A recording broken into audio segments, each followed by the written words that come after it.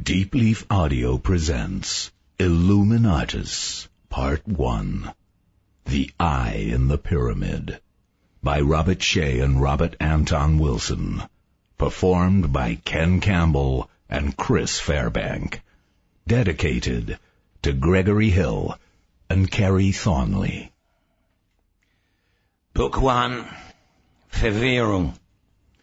The history of the world is the history of the warfare between secret societies. Ishmael Reed, Mumbo Jumbo. The first trip, or Kether, from Dealey Plaza to Watergate. The purple sage opened his mouth and moved his tongue, and so spake to them, and he said, "The earth quakes, and the heavens rattle. The beasts of nature flock together, and the nations of men flock apart. Volcanoes usher up heat, while elsewhere water becomes ice and melts. And then on other days, it just rains. Indeed, do many things come to pass?" Lord Omar Khayyam, Ravenhurst, KSC. The Book of Predications. The Honest Book of Truth. It was the year when they finally immanentized the Eschaton. On April the 1st, the world's great powers came closer to nuclear war than ever before, all because of an obscure island named Fernando Poo. By the time international affairs returned to their normal Cold War level, some wits were calling it the most tasteless April Fool's joke in history. I happen to know all the details about what happened, but I have no idea how to recount them in a manner that will make sense to most readers. For instance, I'm not even sure who I am, and my embarrassment on that matter makes me wonder if you will believe anything I reveal. Worse yet, I am at the moment very conscious of a squirrel in Central Park, just off 68th Street in New York City, that is leaping from one tree to another. And I think that happens on the night of April the 23rd, or is it the morning of April the 24th? But fitting the squirrel together with Fernando Poo is, for the present, beyond my powers.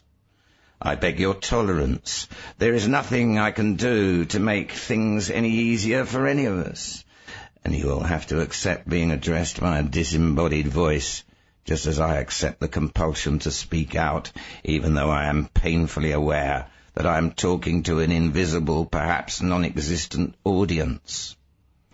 Wise men have regarded the earth as a tragedy, a farce, even an illusionist's trick.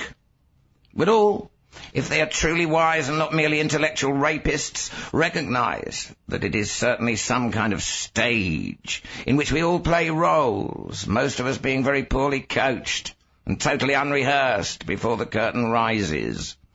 Is it too much if I ask tentatively that we agree to look upon it as a circus? A touring carnival wandering about the sun for a record season of 4 billion years and producing new monsters and miracles, hoaxes and bloody mishaps, wonders and blunders, but never quite entertaining the customers well enough to prevent them from leaving one by one and returning to their homes for a long and bored winter's sleep under the dust. Then say, for a while at least, that I have found an identity as ringmaster. But that crown sits uneasily on my head, if I have a head. And I must warn you that the troop is small for a universe this size, and many of us have to double or triple our stints. So you can expect me back in many other guises. Indeed, do many things come to pass. For instance, right now, I am not at all whimsical or humorous. I am angry. I'm in Nairobi, Kenya, and my name is, if you will pardon me, Nkrumah Thuba. My skin is black. Does that disturb you? It doesn't me. And I am, like most of you, midway between tribalism and technology. To be more blunt, as a Kikuyu shaman moderately adjusted to city life, I still believe in witchcraft. I haven't yet the folly to deny the evidence of my own senses. It is April the 3rd, and Fernando Poo has ruined my sleep for several nights running, so I hope you will forgive me when I admit that my business at the moment is far from edifying, and is nothing less than constructing dolls of the rulers of America, Russia, and China. You guessed it. I'm going to stick pins in their heads every day for a month. If they won't let me sleep, I won't let them sleep. That is justice, in a sense. In fact, the President of the United States had several severe migraines during the following weeks. But the atheistic rulers of Moscow and Peking were less susceptible to magic. They never reported a twinge. But wait, here is another performer in our circus, and one of the most intelligent and decent in the lot.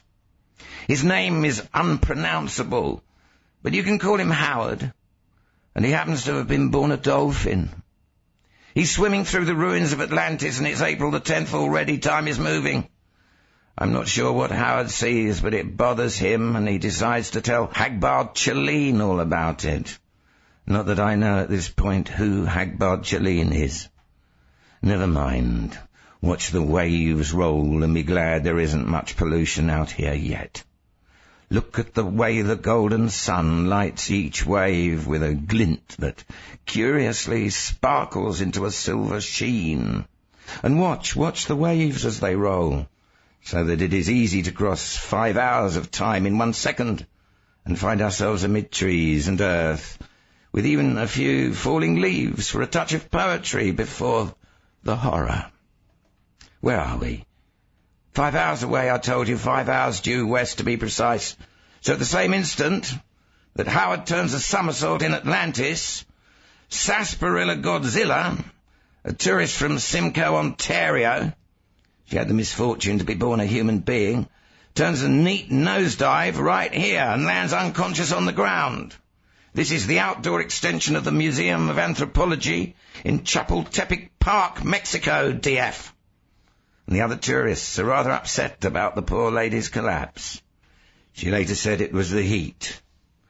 Much less sophisticated in important matters than the Nkrumah Fubar, she didn't care to tell anybody, or even to remind herself what had really knocked her over. Back in Simcoe, the folks always said, Harry Godzilla got a sensible woman when he married Sarsaparilla. And it is sensible in Canada or the United States to hide certain truths. No, at this point I'd better not call them truths. Let it stand that she either saw, or imagined she saw, a certain sinister kind of tight grin or grimace cross the face of the gigantic statue of Tlaloc, the rain god. Nobody from Simcoe had ever seen anything like that before. Indeed, do many things come to pass. And if you think the poor lady was an unusual case, you should examine the records of psychiatrists, both institutional and private, for the rest of the month. Reports of unusual anxieties and religious manias among schizophrenics in mental hospitals skyrocketed, and ordinary men and women walked in off the street to complain about eyes watching them, hooded beings passing through locked rooms, crowned figures giving unintelligible commands, voices that claimed to be God or the devil, a real witch's brew for sure. But the same verdict was to attribute all this to the aftermath of the Fernando Poo tragedy. The phone rang at 2:30 a.m. the morning of April the 24th. Numbly, dumbly, mopingly, gropingly, out of the dark, I find and identify a body, a self, a task. Goodman, I say into the receiver, propped up on one arm, still coming a long way back. Bombing and homicide, the electrically unicoid voice in the transmitter tells me. I sleep naked, sorry about that, and I'm putting on my drawers and trousers as I copy the address, East 68th Street, near the Council on Foreign Relations. Moving, I say, hanging up. What is... Rebecca mumbles from the bed. She's naked too. And that recalls very pleasant memories of a few hours earlier. I suppose some of you will be shocked when I tell you I'm past 60 and she's only 25. It doesn't make it any better that we're married, I know. This isn't a bad body for its age. And seeing Rebecca, most of the sheets thrown aside, reminds me just how good it is. In fact, at this point, I don't even remember having been the ringmaster, or what echo I retain is confused with sleep and dream. I kiss her neck unselfconsciously, for she is my wife, and I am her husband. And even if I am an inspector on the homicide squad, Homicide North to be exact, any notions about being a stranger in this body have vanished, with my dreams, into air, into thin air. What? Rebecca repeats, still more asleep than awake. Damn fool radicals again, I say, pulling on my shirt, knowing any answer is as good as another in her half-conscious state. She says, satisfied, and turns over into deep sleep again.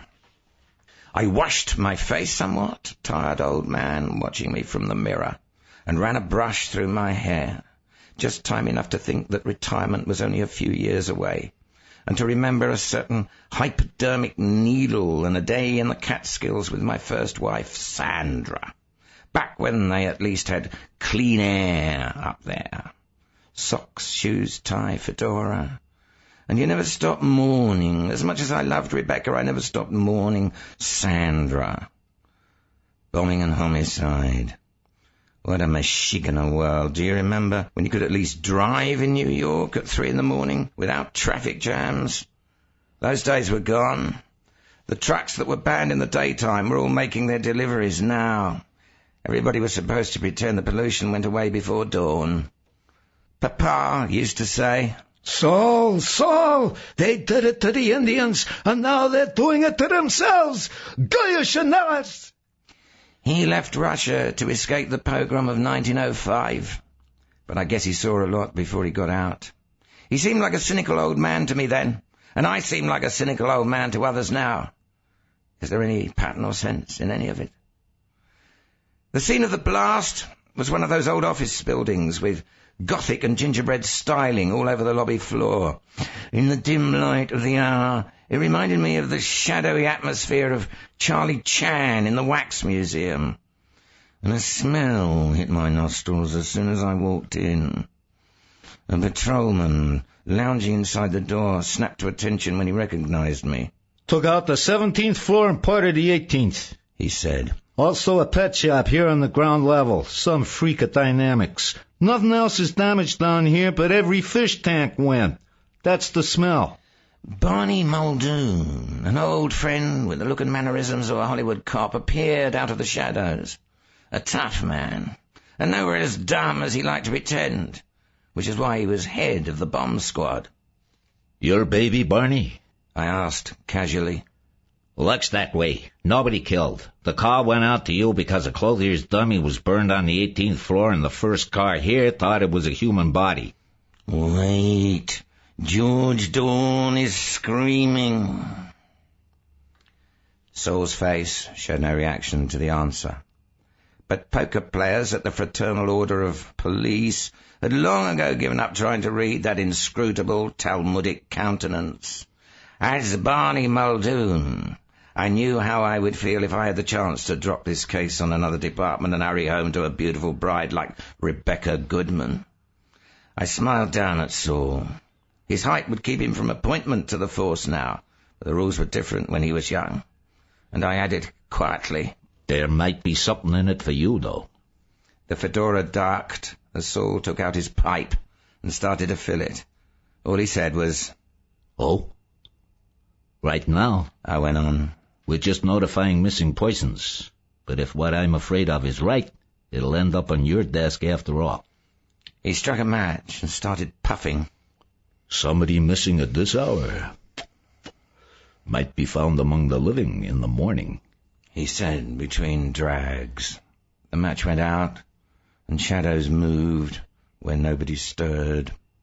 And he might not, in this case, Muldoon said. He's been gone 3 days now. An Irishman your size can't be any more subtle than an elephant, Saul said wearily. Stop tantalizing me. What do you got? The office that was hit, Muldoon explained, obviously happy to share the misery, was a magazine called Confrontation. It's a kind of left of center, so this was probably a right-wing job and not a left-wing one. But the interesting thing is, we couldn't reach the editor, Joseph Malik, at his home. And when we called one of the associate editors, what do you think he told us? Malik disappeared 3 days ago. His landlord confirms it. He's been trying to get a hold of Malik himself because there's a no-pets rule there, and the other tenants are complaining about his dogs. So, if a man drops out of sight, and then his office gets bombed, I kind of think the matter might come to the attention of the homicide department eventually, don't you? Saul grunted. Might and might not, he said. I'm going home. I'll check with missing persons in the morning, see what they got. The patrolman spoke up. You know what bothers me most about this? The Egyptian mouth breeders. The what? Saul asked. That pet shop. The patrolman explained, pointing to the other end of the lobby. I looked over the damage, and they had one of the best collections of rare tropical fish in New York City. Even Egyptian mouth breeders. He noticed the expressions on the faces of the two detectives and added lamely, If you don't collect fish, you wouldn't understand. But believe me, an Egyptian mouth breeder is pretty hard to get these days. And they're all dead in there. Mouth breeder? Muldoon asked incredulously. Yeah, you see, they keep their young in their mouths for a couple of days after birth, and they never swallow them. That's one of the great things about collecting fish. You get to appreciate the wonders of nature. Muldoon and Saul looked at each other. It's inspiring, Muldoon said finally, to have so many college graduates on the force these days. The elevator door opened, and Dan Pricefixer, a red-headed young detective on Muldoon's staff, emerged carrying a metal box. I think this is important, Barney, he began immediately, with just a nod to Saul. Damned important. I found it in the rubble, and had been partly blown open, so I looked inside. And? Muldoon prompted. It's the freakiest bunch of inter-office memos I ever set eyes on. Weird as tits on a bishop. This is going to be a long night, Saul thought suddenly, with a sinking feeling. A long night, and a heavy case. Want a peek? Muldoon asked him maliciously. You better find a place to sit down, Pricefixer volunteered. It'll take you a while to go through them. Let's use the cafeteria, Saul suggested. You just have no idea, the patrolman repeated, the value of an Egyptian mouth breeder. That's rough for all nationalities, man or fish, Muldoon said in one of his rare attempts to emulate Saul's mode of speech. He and Saul turned to the cafeteria, leaving the patrolman looking vaguely distressed. His name is James Patrick Hennessy, and he's been on the force 3 years. He doesn't come back into this story at all. He had a 5-year-old retarded son whom he loved helplessly. You see 1,000 faces like his on the street every day, and never guess how well they are carrying their tragedies. And George Dawn, who once wanted to shoot him, is still screaming. But Barney and Saul are in the cafeteria. Look around. The transition from the Gothic lobby to this room of laminated functional and glittering plastic colours is, one might say, trippy. Never mind the smell. We're closer to the pet shop here. Saul removed his hat and ran a hand through his grey hair pensively as Muldoon read the first 2 memos in one quick scan. When they were passed over, he put on his glasses and read more slowly in his own methodical and thoughtful way. Hold onto your hats. This is what they said. Illuminati Project Memo 1. 7/23 JM. The first reference I've found is in Violence by Jacques Ellul, Seabury Press, New York, 1969. He says, pages 18 to 19, that the Illuminated Ones were founded by Joachim of Floris in the 11th century and originally taught a primitive Christian doctrine of poverty and equality, but later under the leadership of Fra Dolcino in the 15th century, they became violent, plundered the rich, and announced the imminent reign of the spirit. In 1507, he concludes, they were vanquished by the forces of order, that is, an army commanded by the Bishop of Vercoy. He makes no mention of any Illuminati movement in earlier centuries or in more recent times. I'll have more later today. Pat. P.S.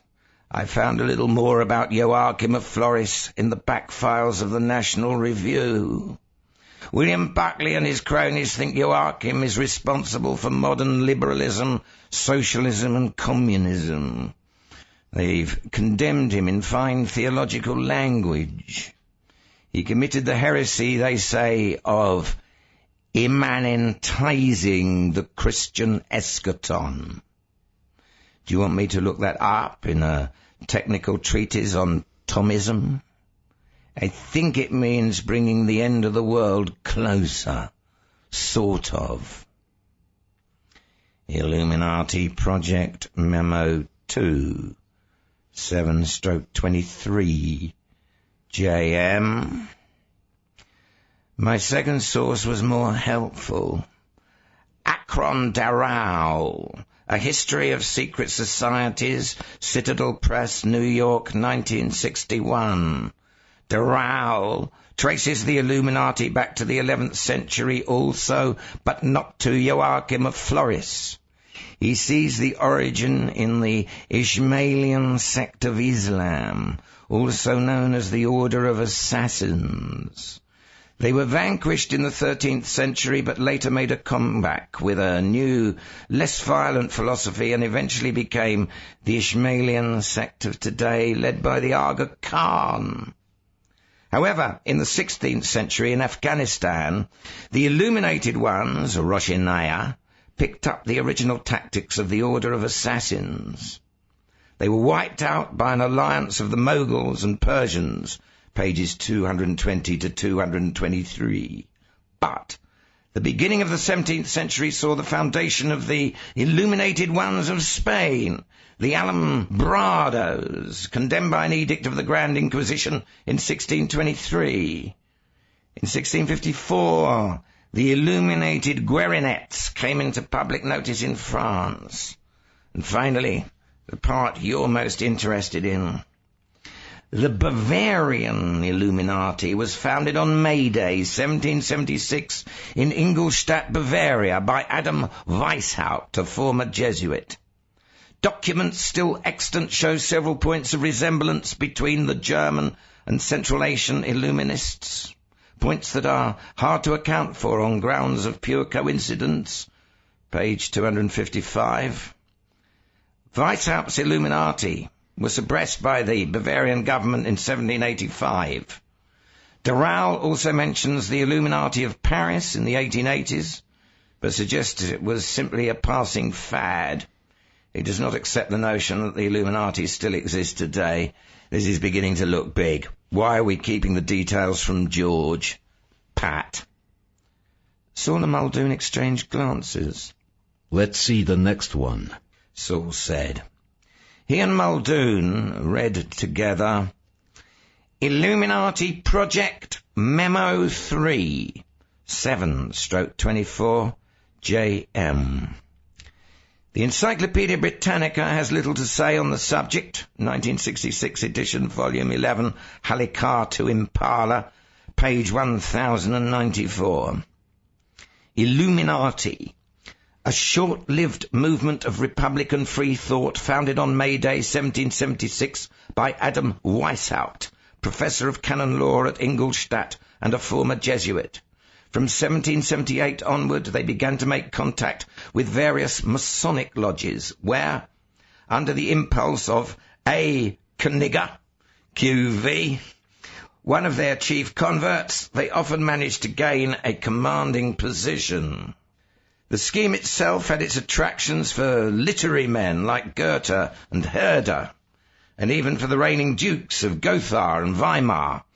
The movement suffered from internal dissension, and was ultimately banned by an edict of the Bavarian government in 1785. Pat. Saul paused. I'll make you a bet, Barney, he said quietly. The Joseph Malik who vanished is the JM these memos were written for. Sure, Muldoon replied scornfully. These Illuminati characters are still around and they got him. Honest to God, Saul, he added. I appreciate the way your mind usually pole vaults ahead of the facts, but you can ride a hunch just so far when you're starting from nothing. We're not starting from nothing, Saul said softly. Here's what we've got to start with. 1. He held up a finger. A building is bombed. 2. Another finger. An important executive disappeared 3 days before the bombing. Already there's an inference, or 2 inferences. Somebody got him, or else he knew something was coming for him and he ducked out. Now, look at the memos. Point 3. He held up another finger. A standard reference work. The Encyclopedia Britannica seems to be wrong about when the Illuminati came into existence. They say 18th century Germany, but the other memos trace it back to, let's see, Spain in the 17th century, France in the 17th century, and then in the 11th century back to Italy, and halfway across the world to Afghanistan. So, we've got a second inference. If the Britannica is wrong about when the thing started, they may be wrong about when it ended. Now, put these 3 points and 2 inferences together, and the Illuminati got the editor and blew up his office. Nuts! I still say you're going too fast. Maybe I'm not going fast enough, Saul said. An organization that has existed for a couple of centuries minimum and kept its secrets pretty well hidden most of that time might be pretty strong by now. He trailed off into silence and closed his eyes to concentrate. After a moment, he looked at the younger man with a searching glance. Muldoon had been thinking too. I seen men land on the moon, he said. I seen students break into the administration offices and shit in the dean's wastebasket. I've even seen nuns in miniskirts. But this international conspiracy existing in secret for 800 years, it's like opening a door in your own house and finding James Bond and the President of the United States personally shooting it out with Fu Manchu and the 5 original Marx Brothers. You're trying to convince yourself, not me, Barney. It sticks out so far that you could break it into 3 pieces and each one would be long enough to goose somebody up in the Bronx. There is a secret society that keeps screwing up international politics. Every intelligent person has suspected that at one time or another. Nobody wants war anymore, but wars keep happening. Why? Face it, Barney. This is the heavy case we've always had nightmares about. It's cast iron. If it were a corpse, all 6 pallbearers would get double hernias at the funeral. Well, Saul prompted. Well, we're either going to have to do something or get off the pot, as my sainted mother used to say. It was the year when they finally immanentized the Eschaton. On April the 1st, the world's great powers came closer to nuclear war than ever before, all because of an obscure island named Fernando Poo. But while all other eyes turned to the UN building in apprehension and desperate hope, there lived in Las Vegas a unique person known as Carmel. His house was on Date Street and had a magnificent view of the desert, which he appreciated. He liked to spend long hours looking at the wild cactus wasteland, although he did not know why. If you told him that he was symbolically turning his back upon mankind, he would not have understood you, nor would he have been insulted. The remark would be merely irrelevant to him. If you added that he himself was a desert creature, like the Gila monster and the rattlesnake, he would have grown bored and classified you as a fool. To Carmel, most of the world were fools who asked meaningless questions and worried about pointless issues. Only a few, like himself, had discovered what was really important: money, and pursued it without distractions, scruples, or irrelevancies. His favourite moments were those, like this night of April the 1st, when he sat and tallied his take for the month and looked out his picture window occasionally at the flat, sandy landscape, dimly lit by the lights of the city behind him. In this physical and emotional desert, he experienced happiness, or something as close to happiness as he could ever find.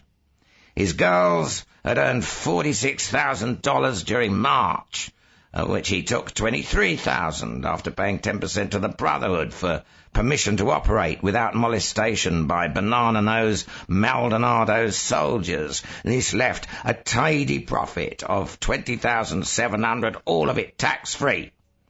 Little Carmel, who stood 5'2" and had the face of a mournful weasel, beamed as he contemplated his calculations. His emotion was as inexpressible in normal terms as that of a necrophile who had just broken into the town morgue. He had tried every possible sexual combination with his girls. None gave him the frisson of looking at a figure like that at the end of a month. He did not know that he would have another $5 million, and incidentally become the most important human being on Earth before May the 1st. If you tried to explain it to him, he would have brushed everything else aside and asked merely, "The $5 million. How many throats do I have to cut to get my hands on it?" But wait. Get out the atlas and look up Africa. Run your eyes down the map of the western coast of that continent until you come to Equatorial Guinea. Stop at the bend where part of the Atlantic Ocean curves inward and becomes the Bight of Biafra.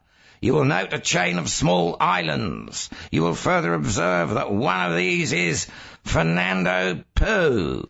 There, in the capital city of Santa Isabel during the early 1970s, Captain Ernesto Tequila y Mota carefully read and reread Edward Luttwak's Coup d'Etat, a practical handbook, and placidly went about following Luttwak's formula for a perfect coup d'etat in Santa Isabel. He set up a timetable, made his first converts among other officers, formed a clique, and began the slow process of arranging things so that officers likely to be loyal to Equatorial Guinea would be on assignment at least 48 hours away from the capital city when the coup occurred. He drafted the first proclamation to be issued by his new government. It took the best slogans of the most powerful left-wing and right-wing groups on the island and embedded them firmly in a tapioca-like context of bland liberal conservatism. It fit Luttwak's prescription excellently, giving everybody on the island some small hope that his own interests and beliefs would be advanced by the new regime. And after 3 years of planning, he struck. The key officials of the old regime were quickly, bloodlessly placed under house arrest. Troops under the command of officers in the cabal occupied the power stations and newspaper offices. The inoffensively fascist, conservative, liberal, communist proclamation of the new People's Republic of Fernando Poo went forth to the world over the radio station in Santa Isabel. Ernesto Tequila y Mota had achieved his ambition, promotion from captain to generalissimo in one step. Now at last he began wondering about how one went about governing a country. He would probably have to read a new book, and he hoped there was one as good as Luttwak's treatise on seizing a country. That was on March the 14th. On March the 15th, the very name of Fernando Poo was unknown to every member of the House of Representatives, every senator, every officer of the cabinet, and all but one of the Joint Chiefs of Staff. In fact, the President's first reaction when the CIA report landed on his desk that afternoon was to ask his secretary, "Where the hell is Fernando Poo?" Saul took off his glasses and polished them with a handkerchief, conscious of his age and suddenly more tired than ever. "I outrank you, Barney," he began. Muldoon grinned. "I know what's coming." Methodically, Saul went on. "Who on your staff do you think is a double agent for the CIA?" "Robinson, I'm sure of, and Lerman, I suspect." "Both of them go. We take no chances." "I'll have them transferred to Vice Squad in the morning. How about your own staff?" "3 of them, I think. And they go too. Vice Squad'll love the increase in manpower. Saul relit his pipe. One more thing. We might be hearing from the FBI. We might indeed. They get nothing. You're really taking me way out on this one, Saul. Sometimes you have to follow your hunches. This is gonna be a heavy case. Agreed? A heavy case. Muldoon nodded. Then we do it my way. Let's look at the fourth memo, Muldoon said, tonelessly. They read, Illuminati Project, Memo 4, 7/24, JM. Here's a letter that appeared in Playboy a few years ago. The Playboy Advisor. Playboy, April 1969, pages 62 to 64. I recently heard an old man of right-wing views, a friend of my grandparents, assert that the current wave of assassinations in America is the work of a secret society called the Illuminati. He said that the Illuminati have existed throughout history, own the international banking cartels, have all been 32nd degree Masons, and were known to Ian Fleming, who portrayed them as Spectre in his James Bond books, for which the Illuminati did away with Mr. Fleming. At first all this seemed like a paranoid delusion to me. Then I read in the New Yorker that Alan Chapman, one of Jim Garrison's investigators in the New Orleans probe of the John Kennedy assassination, believes that the Illuminati really exist. Playboy, of course, puts down the whole idea as ridiculous, and gives the standard Encyclopedia Britannica story that the Illuminati went out of business in 1785. Pat. Price fixer stuck his head in the cafeteria door. Minute? He asked. What is it? Muldoon replied. Peter Jackson is out here. He told the associate editor I spoke to on the phone. He just told me something about his last meeting with Joseph Malik, the editor, before Malik disappeared. Bring him in, Muldoon said. Peter Jackson was a black man, truly black, not brown or tan. He was wearing a vest in spite of the spring weather. He was also very obviously wary of policemen. Saul noted this at once and began thinking about how to overcome it. And at the same time he observed an increased blandness in Muldoon's features, indicating that he too had noted it and was prepared to take umbrage. Have a seat, Saul said cordially. And tell us what you just told the other officer. With the nervous ones, it was sound policy to drop the policeman role at first and try to sound like somebody else, somebody who quite naturally asks a lot of questions. Saul began slipping into the personality of his own family physician, which he usually used at such times. He made himself feel a stethoscope hanging about his neck. Well, Jackson began in a Harvard accent. This is probably not important. It may be just a coincidence. Most of what we hear is just unimportant coincidence, Saul said gently. But it's our job to listen. Everybody but the lunatic fringe has given up on this by now, Jackson said. It really surprised me when Joe told me what he was getting the magazine into. He paused and studied the two impassive faces of the detectives. Finding little there, he went on reluctantly. It was last Friday. Joe told me he had a lead that interested him, and he was putting a staff writer on it. He wanted to reopen the investigation of the assassinations of Martin Luther King and the Kennedy brothers.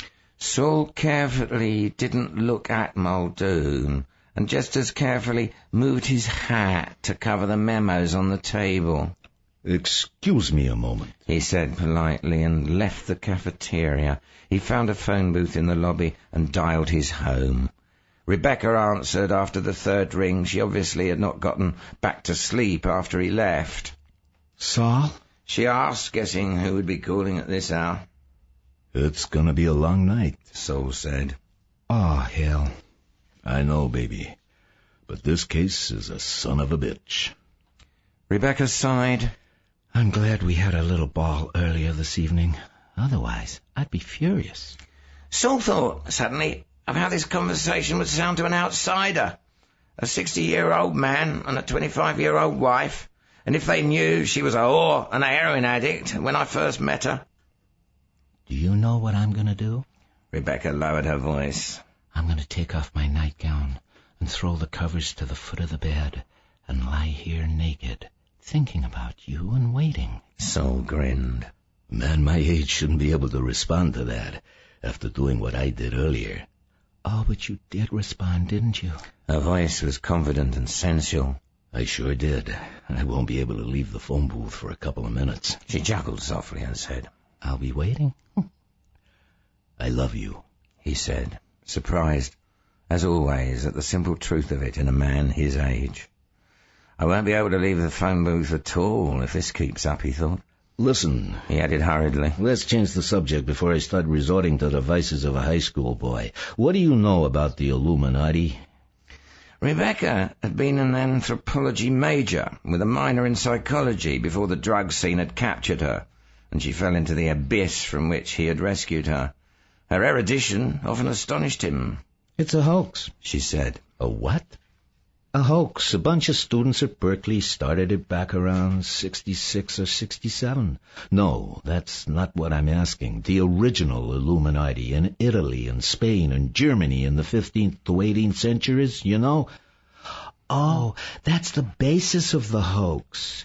Some right-wing historians think the Illuminati still exist, you see. So these students opened up an Illuminati chapter on campus at Berkeley and started sending out press releases on all sorts of weird subjects so people who want to believe in conspiracies would have some evidence to point to. That's all there is to it. Sophomore humor. I hope so, Saure thought. How about the Ishmaelian sect of Islam? It has 23 divisions, but the Aga Khan is the leader of all of them. It was founded around, 1090 AD, I think, and was originally persecuted, but now it's part of the Orthodox Muslim religion. It has some pretty weird doctrines. The founder, Hassani Sabre, taught that nothing is true and everything is permissible. He lived up to that idea. The word assassin is a corruption of his name. Anything else? Yeah, now that I think of it. Sabre introduced marijuana to the Western world from India. The word hashish also comes from his name. This is a heavy case, Saure said. And now that I can walk out of the phone booth without shocking the patrolman in the hall, I'll get back to work on it. Don't say anything that'll get me aroused again. Please. I won't. I'll just lie here naked and... Goodbye. Goodbye, she said, laughing. Saure hung up, frowning.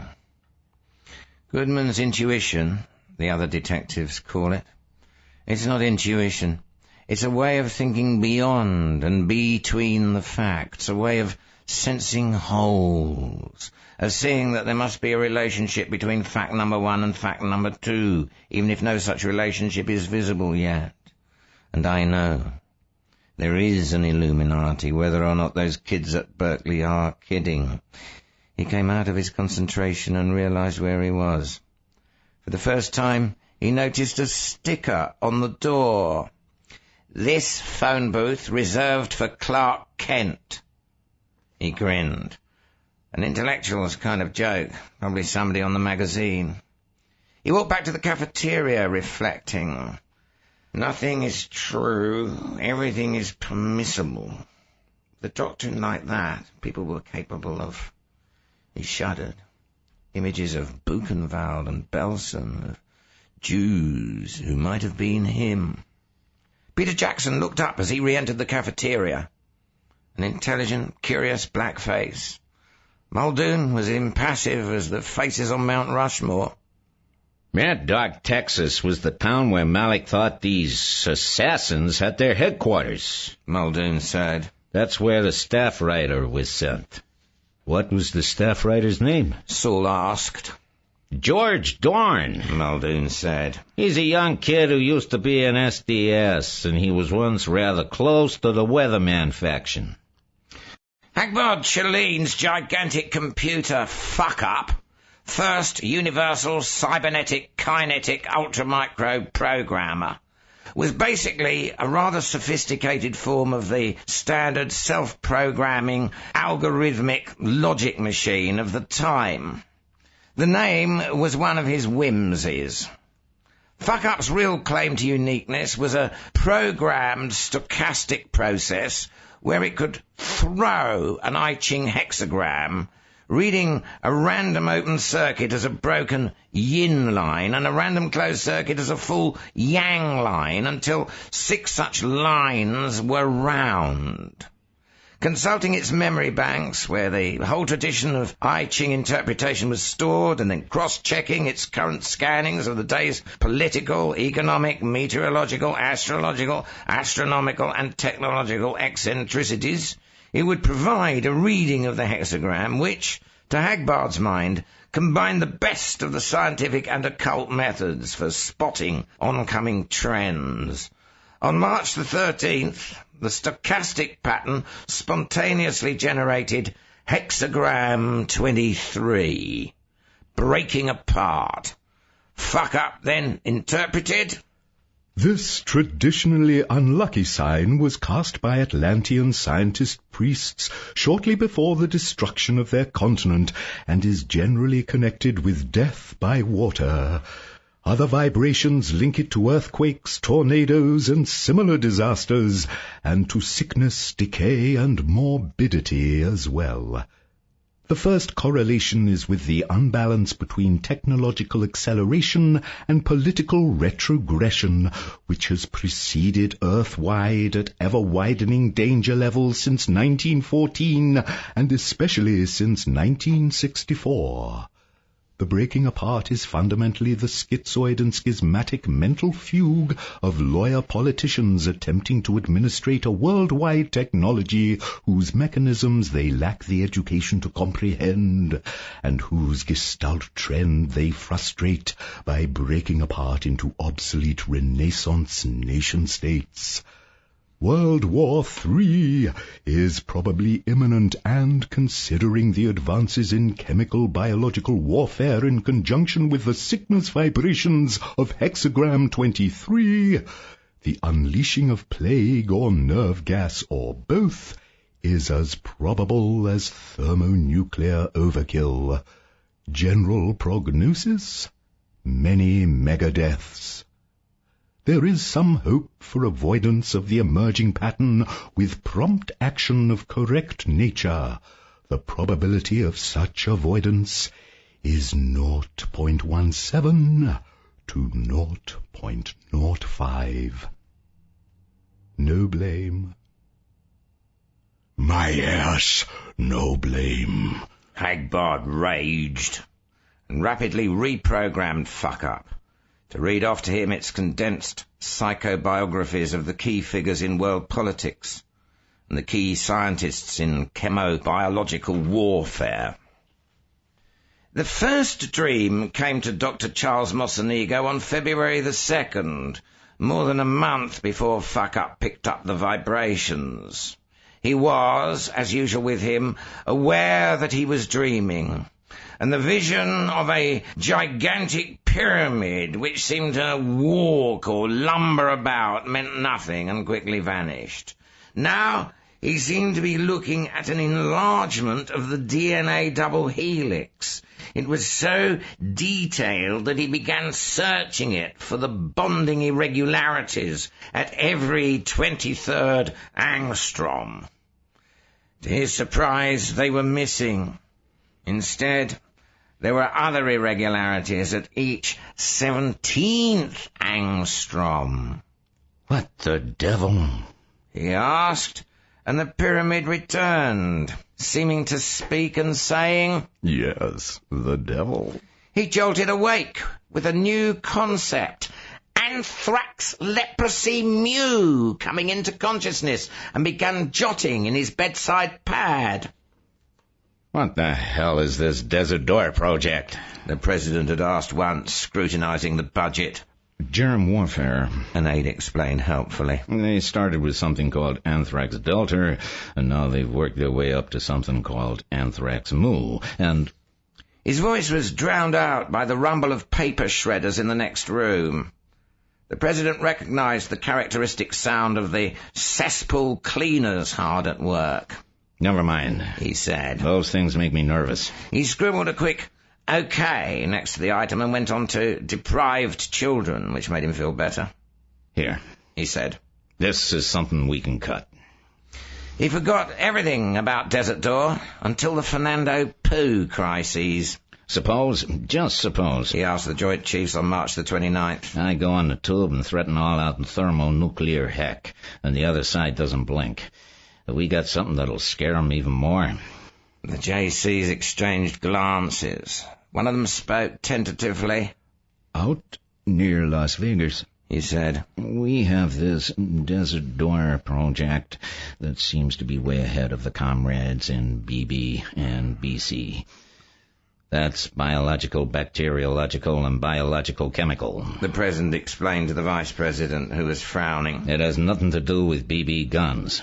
Turning his attention back to the military men, he asked, what have we got specifically that will curdle Ivan's blood? Well, there's anthrax leprosy mu. It's worse than any form of anthrax, more deadly than bubonic, and anthrax and leprosy all in one lump. As a matter of fact... The general who was speaking smiled grimly at the thought. Our evaluation suggests that with death being so quick, the psychological demoralization of the survivors, if there are any survivors, will be even worse than in thermonuclear exchange with maximum dirty fallout. By golly, the President said. By golly, we won't just use that out in the open. My speech will just talk bomb, but we'll leak it to the boys in the Kremlin that we've got this anthrax gimmick in cold storage, too. By gosh, you just wait and see them back down. He stood up, decisive, firm, the image he always projected on television. I'm going to see my speechwriters right now. Meanwhile, arrange that the brain responsible for this anthrax pie gets a raise. What's his name? He asked over his shoulder, going out the door. Masanigo, Dr. Charles Masanigo. A raise for Dr. Charles Masanigo, the President called from the hallway. Masanigo? The Vice President asked thoughtfully. Is he a wop? Don't say wop, the President shouted back. How many times do I have to tell you don't say wop or kike or any of those words anymore?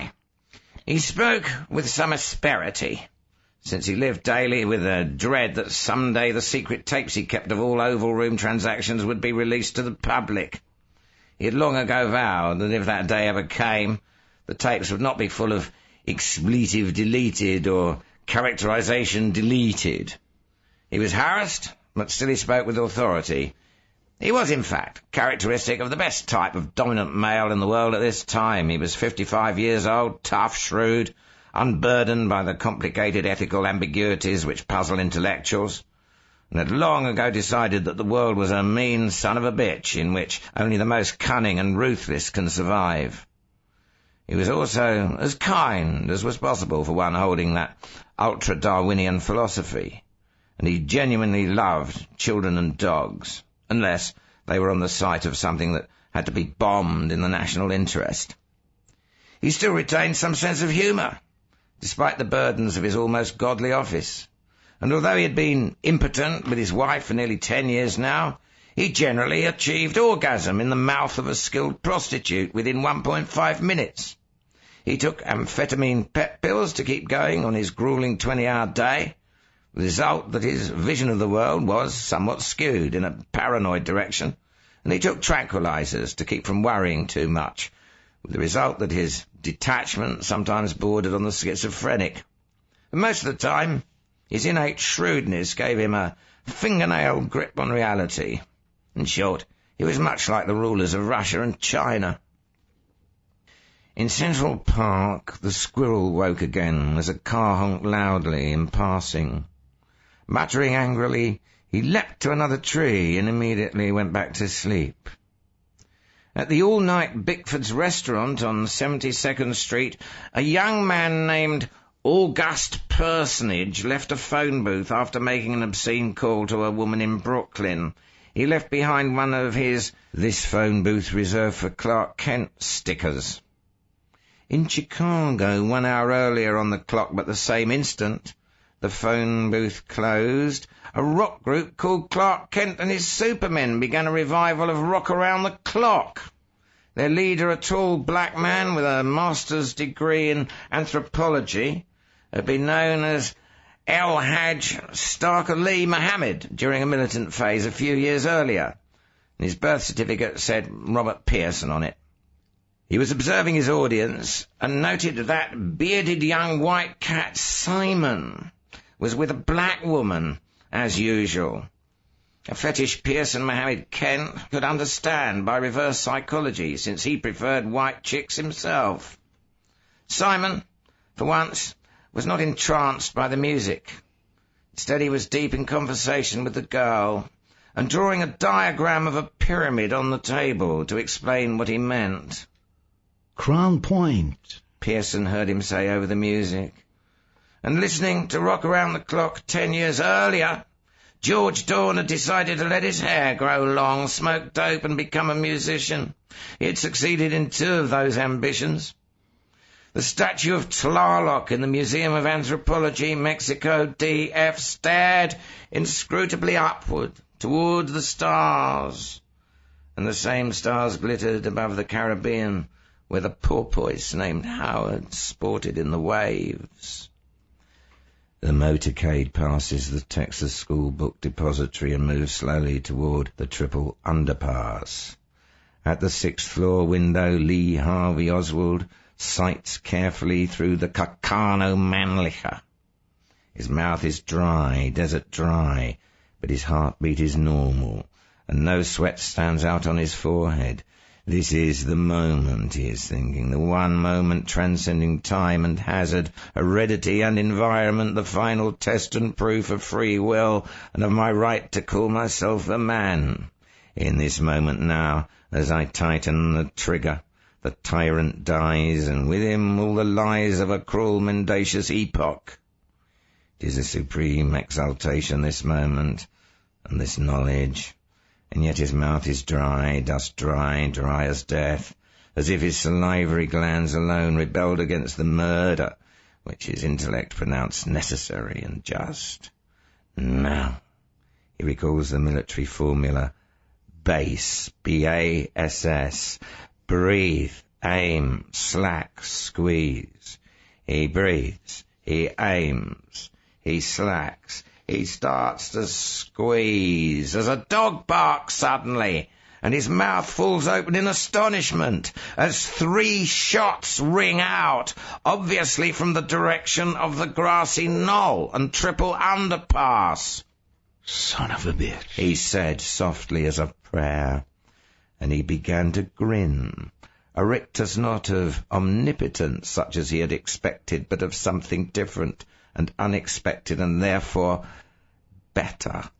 Omniscience. That smirk appeared in all the photos during the next day and a half before his own death, a sneering smile that said so clearly that none dared to read it. I know something you don't know. That grimace only faded Sunday morning when Jack Ruby pumped 2 bullets into Lee's frail, fanatic body. Its secret went with him to the grave.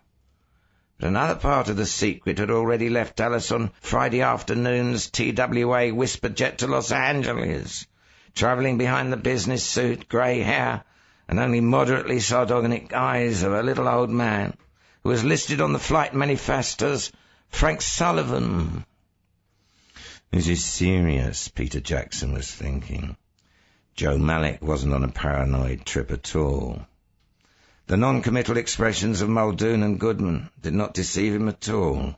He had long ago learned the black art of surviving in a white world, which is the art of reading not what is on a face, but what is behind the face. The cops were worried and excited, like any hunters on the track of something both large and dangerous. Joe was right about the assassination plot, and his disappearance and the bombing were part of it. And that meant George Dorn was in danger too. And Peter liked George, even if he was a snotty kid in some ways and an annoying ass-licker about the race thing like most young white radicals. Mad Dog, Texas, Peter thought. That sure sounds like a bad place to be in trouble. Almost 50 years before, a habitual bank robber named Harry Pierpont, approached a young convict in Michigan City Prison and asked him, "Do you think there might be a true religion?" "Well, why is George Dorn screaming while Saul Goodman is reading the memos? Hold on for another jump, and this one is a shocker. Saul is no longer human. He's a pig. All cops are pigs. Everything you ever believed is probably a lie. The world is a dark, sinister, mysterious, and totally frightening place. Can you digest all that quickly? Then walk into the mind of George Dorn for the second time, 5 hours before the explosion at Confrontation, 4 hours before on the clock, and suck on the joint, suck hard, and hold it down. 1 o'clock, 2 o'clock, 3 o'clock, rock. You are sprawled on a crummy bed in a rundown hotel, and a neon light outside is flashing pink and blue patterns into your room. Exhale slowly. Feel the hit of the weed, and see if the wallpaper looks any brighter yet, any less unintentional low camp. It's hot, Texas dry hot. And you push your long hair back from your forehead and haul out your diary, George Dorn. Because reading over what you wrote last sometimes helps you to learn what you're really getting into. As the neon splotches the page with pink and blue, read this. April 23. How do we know whether the universe is getting bigger or the objects in it are getting smaller? You can't say that the universe is getting bigger in relation to anything outside it, because there isn't any outside for it to relate to. There isn't any outside. But if the universe doesn't have an outside, then it goes on forever. Yeah, but its inside doesn't go on forever. How do you know it doesn't, shithead? You're just playing with words, man. No, I'm not. The universe is the inside without an outside. The sound made by one... There was a knock at the door. The fear came over George. Whenever he was high, the least little detail wrong in his world would bring the fear, irresistible, uncontrollable.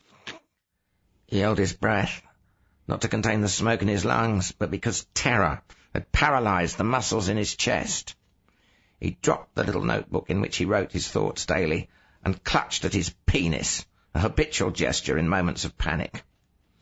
The hand holding the roach drifted automatically over the hollowed-out copy of Sinclair Lewis's It Can't Happen Here, which lay beside him on the bed, and he dropped the half-inch twist of paper and marijuana on top of the plastic baggie full of green grains. Instantly, a brown, smouldering, dime-sized hole opened up on the bag, and the pot near the coals started to smoke. "Stupid," said George, as his thumb stabbed the smoking coal to crush it, and he drew back his lips in a grimace of pain. A short, fat man walked into the room, law officer written in every mean line of his crafty little face. George shrank back and started to close It Can't Happen Here. Like lightning, 3 stiff, concrete hard fingers drove into his forearm. He screamed. The book jumped out of his hand, spilling pot all over the bedspread.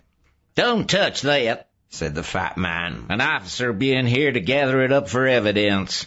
I went easy with that karate punch, otherwise you'd be nursing a compound fracture of the left arm in Mad Dog County Jail tonight, and no right-thinking doctor likely to have a mind to come out and treat you. Have you got a warrant?" George tried to sound defiant. "Oh, you think you have cojones." The fat man's breath stank of bourbon and cheap cigars. "Rabbit cojones. I've terrified you unto death, boy, and you know it and I know it, yet you find it in your heart to speak of warrants. Next you want to see the American Civil Liberties Union." He pulled aside the jacket of an iridescent grey summer suit that might have been new when Heartbreak Hotel was the top of the hit parade, A silver 5-pointed star decorated his pink shirt pocket, and a .45 automatic stuck in his pants top dented the fat of his belly. That is all the lore I need when dealing with your type and Mad Dog. Walk careful with me, son, or you won't have nothing to grab onto next time one of us pigs, as you choose to call us in your little articles, busts in on you. Which is not likely to happen in the next 40 years while you rot and grow old in our state prison. He seemed immensely pleased with his own oratorical style, like one of Faulkner's characters. George thought, "It is forbidden to dream again. We maim our joys or hide them. Horses are made of chromium steel, and little fat men shall ride them," he said. You can't hit me with 40 years for possession, and grass is legal in most other states. This law is archaic and absurd. Shit and onions, boy. You got too much of the killer weed there to call it mere possession. I call it possession with intent to sell. And the laws of this state are stern, and they are just, and they are our laws, and we know what that weed can do. We remember the Alamo and Santa Anna's troops losing all fear 'cause they was high on Rosa Maria, as they called it in those days. Get on your feet, and don't ask to talk to a lawyer, neither. Can I ask who you are? I am Sheriff Jim Cartwright, nemesis of all evil in Mad Dog and Mad Dog County. And I'm Tiny Tim, said George, immediately saying to himself, "Shut the fuck up, you're too goddamn high." And he went right on and said, "Well, maybe your side would have won if Davy Crockett and Jim Bowie had got stoned too. And by the way, Sheriff, how did you know you could catch me with pot? Usually an underground journalist would make it a point to be clean when he comes into this godforsaken part of the country. It wasn't telepathy that told you I had pot on me." Sheriff Cartwright slapped his thigh. "Oh, but it was. It was telepathy. Now, just what made you think it wasn't telepathy brung me here?" He laughed, seized George's arm in a grip of iron and pushed him towards the hotel room door. George felt a bottomless terror, as if the pit of hell were opening beneath his feet, and Sheriff Jim Cartwright were about to pitchfork him into the bubbling sulphur. And I must admit, that was more or less the case. There are periods of history when the visions of madmen and dope fiends are a better guide to reality than the common-sense interpretation of data available to the so-called normal mind. This is one such period, if you haven't noticed already. "Keep on hanging with those wild boys from Passaic, and you will end up in jail," George's mother said. "You mark my words, George." And another time at Columbia, after a very late meeting, Mark Rudd said soberly, "A lot of us are gonna spend some time in the man's jails before this shitstorm is over." And George, together with the others, nodded glumly but bravely. The marijuana he had been smoking was raised in Cuernavaca by a farmer named Arturo Jesus Maria Ibarra y Mendez, who had sold it in bulk to a young Yankee named Jim Riley, the son of a Dayton, Ohio police officer, who in turn smuggled it through Mad Dog after paying a suitable bribe to Sheriff Jim Cartwright. After that, it was resold to a Times Square dealer called Rosetta the Stoned, and a Miss Walsh from Confrontation's research department bought 10 ounces from her, later reselling 5 ounces to George, who then carried it back to Mad Dog without any suspicion that he was virtually completing a cycle. The original seed was part of that strain recommended by General George Washington in the famous letter to Sir John Sinclair, in which he writes, "I find that for all purposes the Indian hemp is in every way superior to the New Zealand variety previously cultivated here." In New York, Rebecca Goodman, deciding that Saul will not be home tonight, slips out of bed, dons a robe, and begins to browse through her library.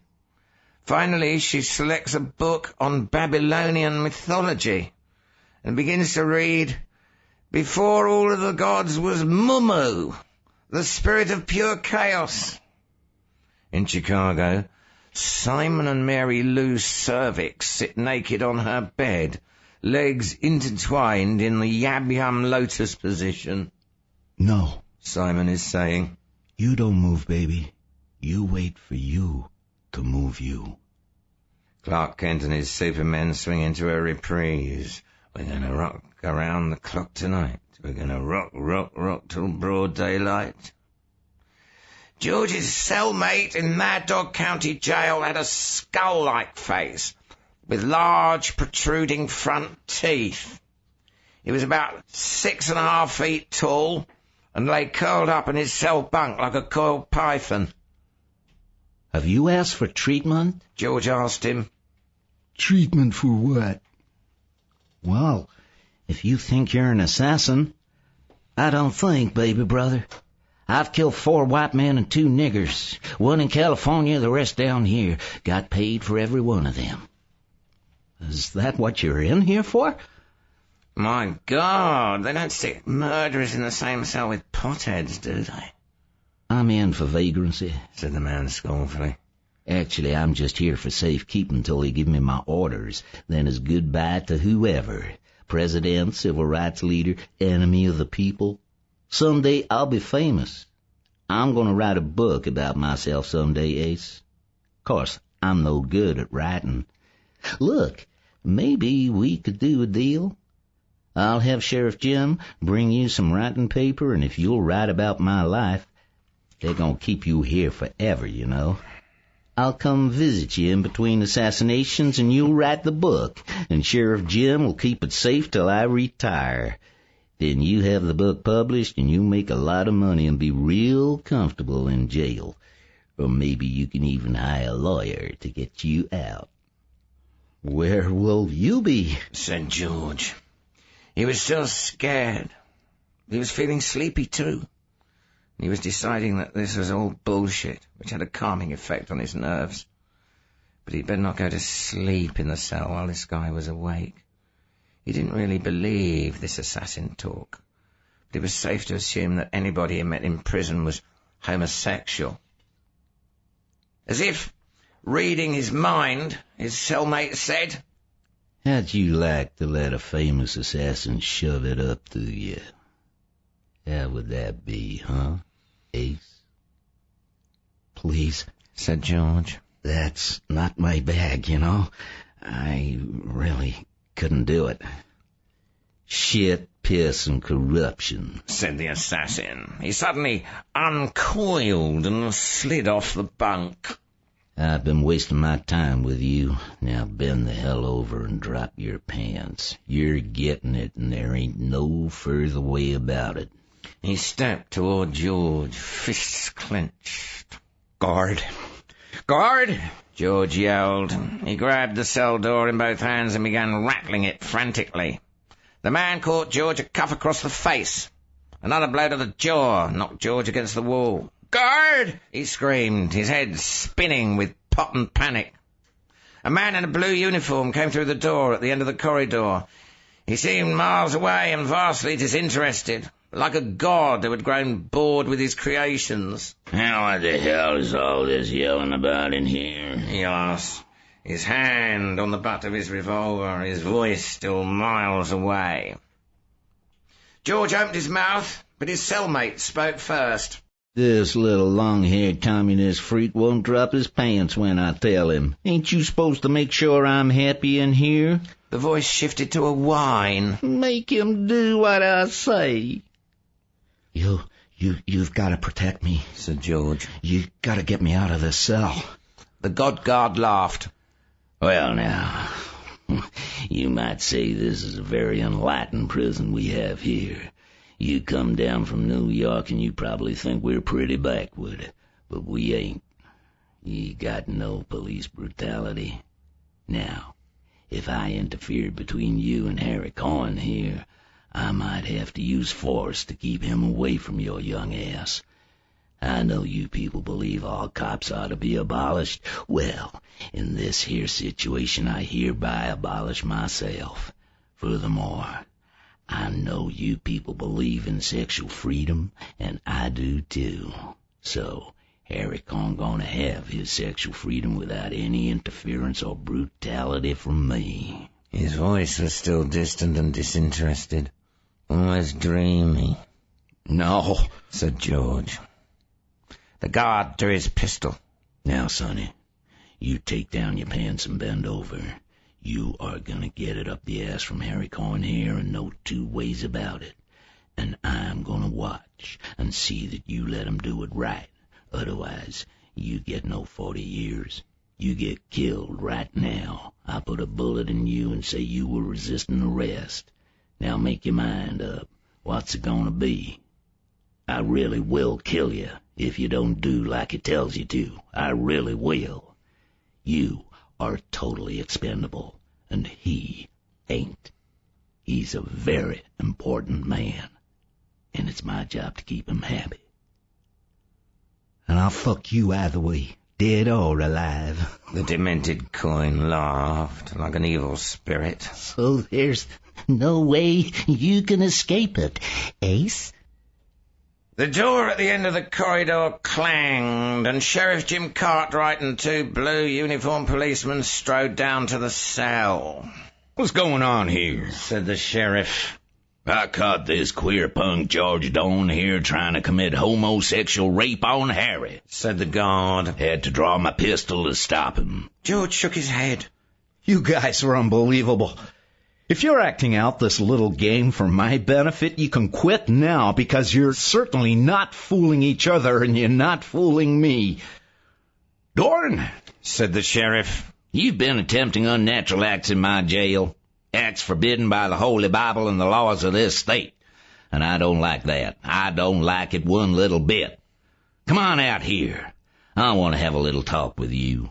We're going to the main interrogation room for some speaking together. He unlocked the cell door and motioned George to precede him. He turned to the two policemen who had accompanied him. Stay behind and take care of that other little matter. The last words were strangely emphasized. George and the sheriff walked through a series of corridors and locked doors until at last they came to a room whose walls were made of embossed sheet tin painted bottle green. The sheriff told George to sit on one chair while he straddled the back of the chair facing him. You're a bad influence on my prisoners, he said. I got a good mind to see that some kind of accident happens to you. I don't want to see you corrupting prisoners in my jail, mine or anyone's, for 40 years. Sheriff, said George, what do you want from me? You got me on a pot charge. What more do you want? Why did you stick me in that cell with that guy? What's all this scare stuff and threats and questioning for? I want to know some things, said the sheriff. I want to find out everything you can tell me about certain matters. So, from this moment, be prepared to tell me only the truth. If you do, maybe things will go easy on you after. Yes, Sheriff, said George. Cartwright squinted at him. He really does look like a pig, thought George. Most do. Why do so many of them get so fat and have such little eyes? Well then, said the sheriff, what was your purpose in coming down here from New York? I'm simply on an assignment from Confrontation, the magazine. I know it. It is a smutty magazine and a communist magazine. I have read it. You're using loaded words. It's a left-wing libertarian magazine, to be exact. My pistol is loaded too, boy, so talk straight. All right. Tell me what you came down here to write about. Sure. You ought to be as interested in this as I am. If you're really interested in law and order, there have been rumors circulating throughout the country for more than a decade now that all the major political assassinations in America, Malcolm X, the Kennedy brothers, Medgar Evers, King, Nixon, maybe even George Lincoln Rockwell, are the work of a single conspiratorial, violence-orientated right-wing organization, and that this organization has its base right here in Mad Dog. I came down here to see what I could find out about this group. That's what I figured, said the sheriff. You poor, sad little turd. You come down here with your long hair and you expect to get, as you put it, a line on a right-wing organization? Why, it's lucky for you you didn't meet any of our real right-wingers, like God's Lightning, for instance. The ones around here would have tortured you to death by this time, boy. You really are dumb. Okay, I'm not gonna waste any more of my time with you. Come on, I'll take you back to your cell. You might as well get used to looking at the moon through bars. They walked back the same way they'd come. At the entrance to the corridor where George's cell was, the sheriff opened the door and yelled, "Come and get him, Charlie!" George's guard, his face pale and his mouth set in a lipless line, took George by the arm. The corridor door clanged shut behind the sheriff. Charlie took George to his cell and pushed him in wordlessly. But at least he was three-dimensional now, and less like a marijuana phantom. Harry Coyne wasn't there. The cell was empty. George became aware of a shadow in the corner of his vision. Something in the cell next to him. He turned. His heart stopped. There was a man hanging from a pipe on the ceiling. George went over and stared through the bars. The body was swaying slightly. It was attached to the pipe by a leather belt, which was buckled around the neck. The face, with the staring eyes, was that of Harry Coyne. George's glance went lower. Something was coming out of Harry Coyne's midsection and was dangling down to the floor. It wasn't a suicide. They had disemboweled Harry Coyne, and someone had thoughtfully moved a shit can under him for his bloody intestines to dangle into. George screamed. There was no one around to answer him. The guard had vanished like Hermes. But in Cherry Knowles Mental Hospital in Sunderland, England, where it was already 11 the following morning, a schizophrenic patient who hadn't spoken in 10 years abruptly began exhorting a ward attendant. They're all coming back. Hitler, Goering, Stryker, the whole lot of them. And behind them the powers and persons from another spheres who control them. But Simon Moon in Chicago still calmly and placidly retains the lotus position and instructs Mary Lou sitting on his lap. Just hold it. Hold it with your vaginal wall like you'd hold it with your hand, gently, and feel its warmth. But don't think about orgasm. Don't think about the future. Not even a minute ahead. Think about the now. The only now. The only now. The only now that we'll ever have. Just my penis in your vagina. Now. And the simple pleasure of it. Not a greater pleasure to work toward. My back hurts, Mary Lou said. We're gonna rock around the clock tonight. There are Swedish and Norwegian kids, Danes, Italians and French kids, Greeks, even Americans. George and Hagbard moved through the crowd trying to estimate its number. 200,000, 300,000, 500,000. Peace symbols dangling about every neck. Nudes with body paint. Nudes without body paint. Long and dangling hair on boys and girls alike. And over all of it, the hypnotic and unending beat. Woodstock, Europa. Hagbard says dryly. The last and final Walpurgisnacht, an Adam Weishaupt's erosion, finally realized. We're gonna rock till broad daylight. It's the League of Nations, George says. A young people's League of Nations. Hagbard isn't listening. Up there, He points. to the northwest, is the Rhine, where Lorelei was supposed to sit and sing her deadly songs. There'll be deadlier music on the Danube tonight. We're gonna rock around the clock tonight. But that was still 7 days in the future. And now, George lies unconscious in Mad Dog County Jail. And it began. that phase of the operation, as Hagbard called it, over 30 years before, when a Swiss chemist named Hoffmann climbed on his bicycle and pedalled down a country road into new dimensions. And will they all come back? George asked.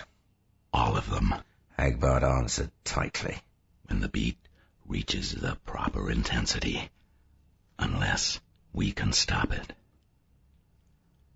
Now I'm getting it. Mary Lou cried. It's not what I expected. It's different from sex. And better. Simon smiled benignly. It is sex, baby, He said. What you've had before wasn't sex. Now we can start moving. But slowly. The gentle way. The way of Tao. They're all coming back. They never died. The lunatic raved at the startled attendant. You wait, Governor. You just wait. You'll see it. The amplifiers squealed suddenly. There was too much feedback, and the sound went off into a pitch beyond endurance. George winced, and saw others hold their ears. Rock, rock, rock around the clock. The key missed the lock, turned and cut Muldoon's hand. Nerves, He said to Saul. I always feel like a burglar when I do this. Saul grunted. Forget burglary, He said. We might be hanged for treason before this is over. If we don't become national heroes. A fan-fucking-tastic case. Muldoon grinned. He tried another way. They were in an old brownstone on Riverside Drive, trying to break into the apartment of Joseph Malik. And they were not merely looking for evidence, both tacitly admitted. They were hiding from the FBI. The call had come from headquarters just as they were finishing the questioning of Associate Editor Peter Jackson. Muldoon had gone out to his car to take it, while Saul finished getting a full physical description of both Malik and George Dawn. Jackson had just left, and Saul was picking up the 5th memo when Muldoon returned, looking as if his doctor had just told him his Wasserman was positive. 2 special agents from the FBI are coming over to help us, He said woodenly.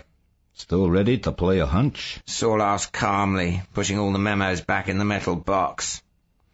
Muldoon merely called Price Fixer back into the cafeteria and told him... 2 feds will be here in a few minutes. Tell them we went back to headquarters. Answer any question they ask, but don't tell them about this box. Price Fixer looked at the 2 older officers carefully, then said to Muldoon... You're the boss. He's either awfully dumb and trusting, Saul had thought, or he's so damn smart he's going to be dangerous someday. Now, He asked Muldoon nervously. is this the last key? No, I got 5 more beauties here, and one of them will... Here it is. The door opened smoothly. Saul's hand drifted towards his revolver as he stepped into the apartment and felt for a light switch. Nobody was revealed when the light came on, and Saul relaxed. You look around for the dogs, He said. I want to sit down and go over the rest of these memos. The room was used for work as well as living, and was untidy enough to leave no room for doubt that Malik had been a bachelor.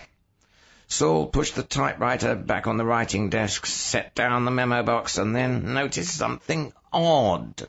The whole wall on this side of the room was covered with pictures of George Washington. Standing to examine them more closely, he saw that each had a label, half of them saying GW, and the others AW. Odd, but the whole case had overtones that smelled as fishy as those dead Egyptian mouth breeders.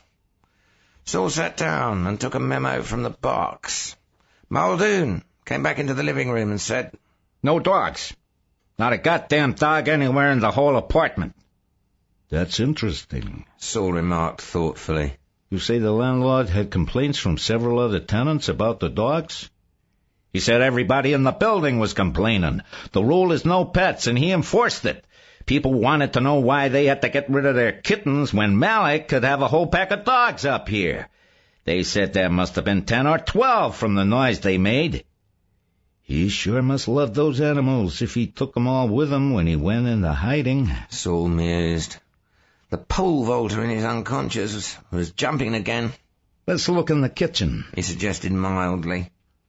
Barney followed as Saul methodically ransacked the refrigerator and cupboards, finishing up with a careful examination of the garbage.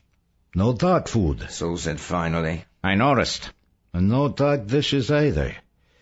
And no empty dog food tins in the garbage. What wild notion are you following now?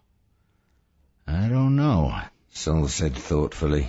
He doesn't mind the neighbors hearing the dogs. Probably he's the land of left-wing individualist who likes nothing better than quarreling with his landlord and the other tenants about some issue like the no pets rule. So he wasn't hiding anything until he ducked out. And then he not only took out the dogs, but he hid all the evidence that they'd ever been here, even though he must have known that the neighbors would all talk about them. Maybe he was feeding them human flesh, Muldoon suggested ghoulishly. Lord, I don't know. You look around for anything of interest, I'm going to read those Illuminati memos. Saul returned to the living room and began. Illuminati Project, Memo 5, 7/26, JM. Sometimes you find things in the damnedest places. The following is from a girls' magazine. The Conspiracy by Sandra Glass, Teen Set, March 1969, pages 34 to 40. Simon proceeded to tell me about the Bavarian Illuminati. The nightmarish story begins in 1090 AD in the Middle East, when Hassani Saba founded the Ishmaeling sect, or Hashishim, so called because of their use of hashish, a deadly drug derived from the hemp plant, which is better known as the killer weed marijuana. The cult terrorized the Muslim world until Genghis Khan's Mongols brought law and order to the area. Cornered in their mountain hideaway, the Hashishim dope fiends proved no match for the clean-living Mongol warriors. Their fortress was destroyed, and their dancing girls shipped to Mongolia for rehabilitation. The heads of the cult fled westward. The Illuminati surfaced next in Bavaria in 1776, Simon told me.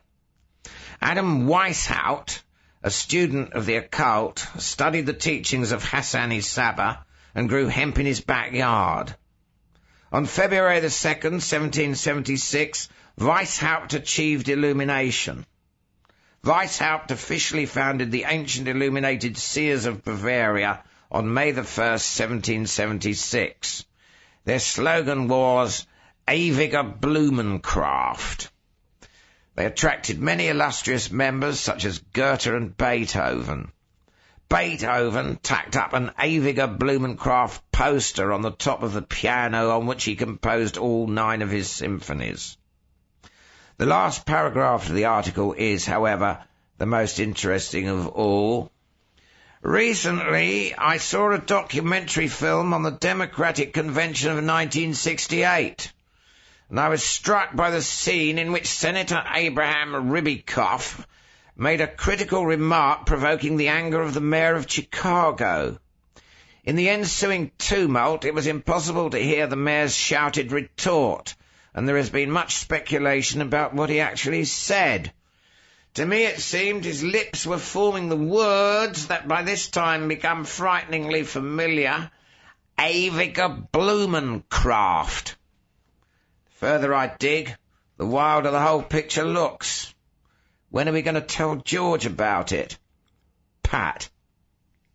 Illuminati Project Memo 6, 7/26. JM. The John Birch Society has looked into the subject, and they have a theory of their own. The first source I found on this is a pamphlet, CFR, Conspiracy to Rule the World, by Gary Allen, associate editor of the Birch's magazine, American Opinion. Allen's thesis is that Cecil Rhodes created a secret society to establish English domination of the world in 1888. This society acts through Oxford University, the Rhodes Scholarships, and, hold your breath, the Council on Foreign Relations, a non-profit foundation for the study of international affairs headquartered right here on 68th Street in New York. 7 out of 9 of our last Secretaries of State were recruited from the CFR, Allen points out, and dozens of other leading politicians as well, including Richard Nixon. It is also implied, but not directly stated, that William Buckley, Jr., an old enemy of the Birchers, is another tool of the CFR, and that the Morgan and Rothschild banking interests are supposed to be financing the whole thing. How does this tie in with the Illuminati? Mr. Allen merely drops hints, linking Rhodes to John Ruskin, and Ruskin to earlier internationalists, and finally stating that the originator on the profane level of this type of secret society was Adam Weishaupt, whom he calls the monster who founded the Order of the Illuminati on May the 1st, 1776. Pat, Illuminati Project, Memo 7/27 JM. This is from a small left-wing newspaper in Chicago. The Rogers Park, Chicago, July 1969, Volume 2, Number 9. Daily, linked with Illuminati, no author's name given. No historian knows what happened to Adam Weishaupt after he was exiled from Bavaria in 1785, and entries in Washington's diary after that date frequently refer to the hemp crop at Mount Vernon. The possibility that Adam Weishaupt killed George Washington and took his place, serving as our first president for 2 terms, is now confirmed. The 2 main colours of the American flag are, excluding a small patch of blue in one corner, red and white. These are also the official colours of the Hashishim. The flag and the Illuminati pyramid both have 13 horizontal divisions. 13 is, of course, the traditional code for marijuana, and is still used in that sense by Hell's Angels, among others. Now, Washington formed the Federalist Party. The other major party in those days, the Democratic Republicans, was formed by Thomas Jefferson. And there are grounds for accepting the testimony of the Reverend Jebediah Morse of Charleston, who accused Jefferson of being an Illuminati agent. Thus, even at the dawn of our government, both parties were Illuminati fronts. This story later repeats the teen set report that Mayor Daley used the phrase Aviger Blumenkroft during his incoherent diatribe against Abe Ribikoff. Pat. Illuminati Project Memo 8/7/27 JM. More on the Washington Weishaupt theory. In spite of the fact that his face appears on billions of stamps and dollar bills, and his portrait hangs in every public building in the country, no one is quite sure what Washington looks like. A Project 20 script, Meet George Washington, will be seen tonight at 7:30 on Channel, fill in by local stations. The programme offers contemporary portraits of the first president, some of which do not even seem to be the same man. This is a press release sent out by NEC on April the 24th, 1969. Some of the portraits can be found in Encyclopaedia Britannica. The resemblance to portraits of Weishaupt is undeniable. Incidentally, Barbara called my attention to this. The letter in Playboy asking about the Illuminati was signed R.S., Kansas City, Missouri.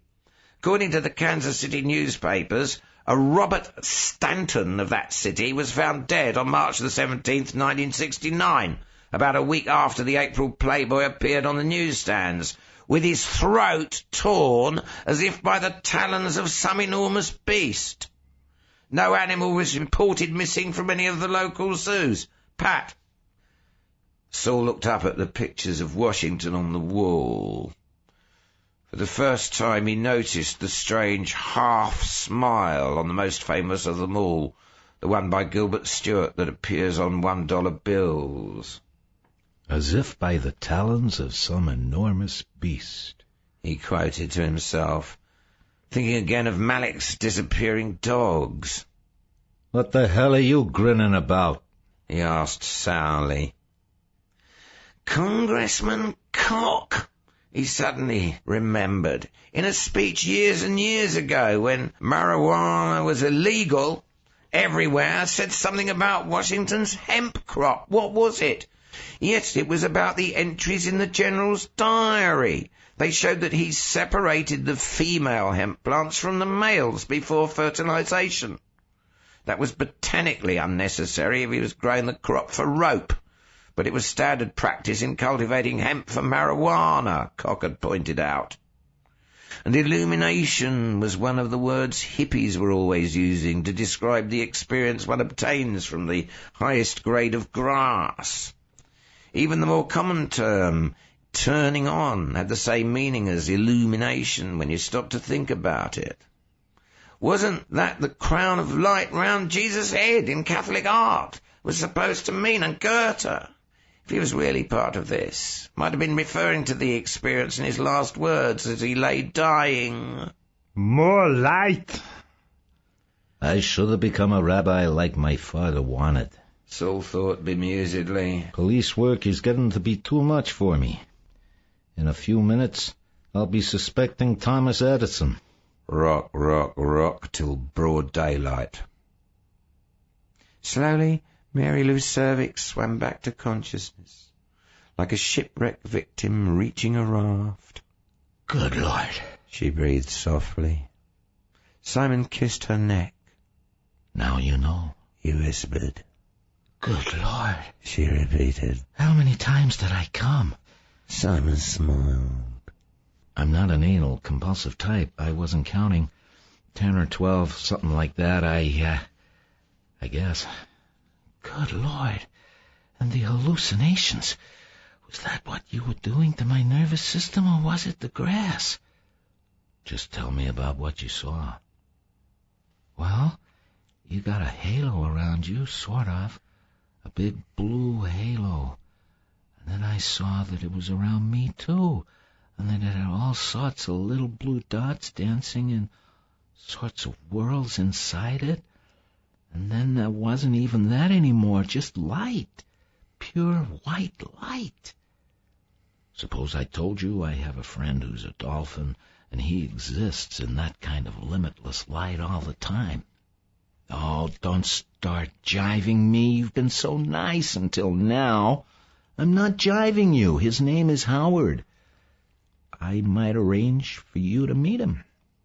A fish? No, baby. A dolphin is a mammal, just like you and me. You are either the world's greatest brain or the world's craziest motherfucker, Mr. Simon Moon. I mean it. But that light, my God, I will never forget that light. And what happened to your body? Simon asked casually. You know, I didn't know where it was. Even in the middle of my orgasms, I didn't know where my body was. Everything was just the light. Rock, rock, rock around the clock tonight. And leaving Dallas that much discussed November the 22nd afternoon in 1963, the man using the name Frank Sullivan brushes past McCord and Barker at the airport. But no foreshadowing of Watergate darkens his mind. Back at the grassy knoll, Howard Hunt's picture is being snapped and will later turn up in the files of New Orleans DA Jim the Jolly Green Giant Garrison. Not that Garrison ever came within light years of the real truth. Here, kitty, kitty, kitty, Hagbard calls. But now we're going back again to April the 2nd and Las Vegas. Sherry Brandy, nee Sharon O'Farrell, arriving home finds Carmel in her living room at 4 a.m. It doesn't surprise her. He often made these unexpected visits. He seems to enjoy invading other people's territory like some kind of creepy virus. Darling, I cried, rushing to kiss him as he expected.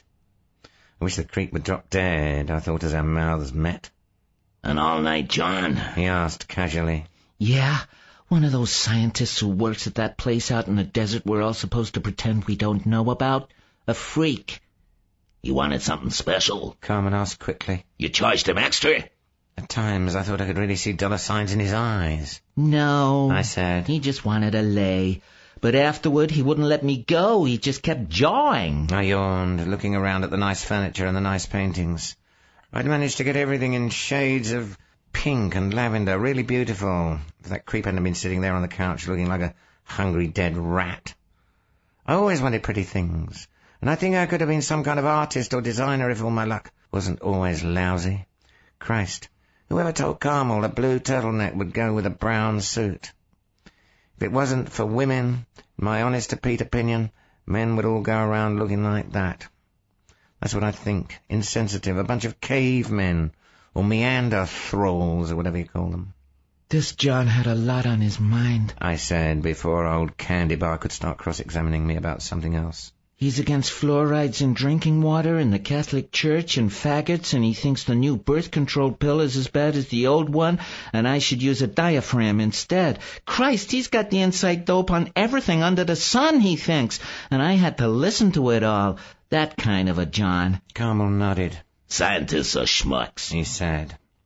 I pulled the dress over my head and I hung it in the closet. It was the nice green one with the spangles, and the new style where my nipples stick out through little holes, which is a pain in the ass because they're always rubbing against something and getting raw, but it really turns on the Johns.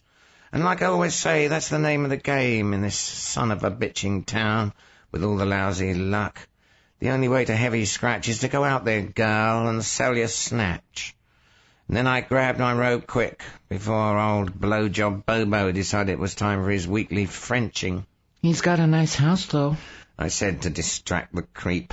He doesn't have to live out there on the base. He's too important for rules and regularities. Nice to look at, I mean. Redwood walls and burnt orange decor, you know. Pretty. He hates it, though. Acts as if he thinks it's haunted by Count Frankenstein or somebody. Keeps jumping up and walking around like he's looking for something that'll bite his head off in one gulp if he finds it. I decided to let the top of the robe hang open a little. Carmel was either horny or he wanted something else, and something else with him generally means he thinks you've been holding back some cash. Him and his damned belt.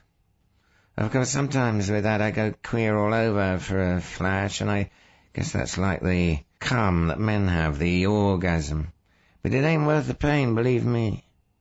I wonder if it's true. Some women get it in intercourse, really get it. I don't think so. I've known anybody in the business who gets it from a man. Only from Rosie Palm and her 5 sisters sometimes. And if none of us do, how could come straight nicey get it? Bugs, Carmel said, looking shrewd and clever, often his usual shtick of proving he was more hip to everything than anybody else on God's green earth. I didn't know what the hell he was talking about. What do you mean, bugs? I asked. It was better than talking about money. The John, he said with a know-it-all grin. He's important, you said. So his house has bugs. He probably keeps taking them out, and the FBI keeps coming back and putting in new ones. I bet he was very quiet when he was making it with you, right? I nodded, remembering. See? He couldn't stand the thought of those feds eavesdropping on the other end of the wire, just like like a guy I know in the syndicate. He's so afraid of bugs he won't hold a business talk anywhere but in the bathroom with his hotel suite with all 4 faucets going full blast and both of us whispering.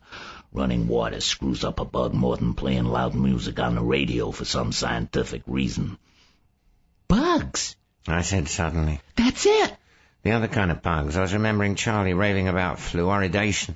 And we're all classified as mental cases because a few right-wing nuts 15 or 20 years ago who said fluoridation was a communist plot to poison us? Now, anybody who criticizes fluoridation is supposed to be just as bananas as God's lightning. Good Lord, if anybody wants to do us in without firing a shot, I could...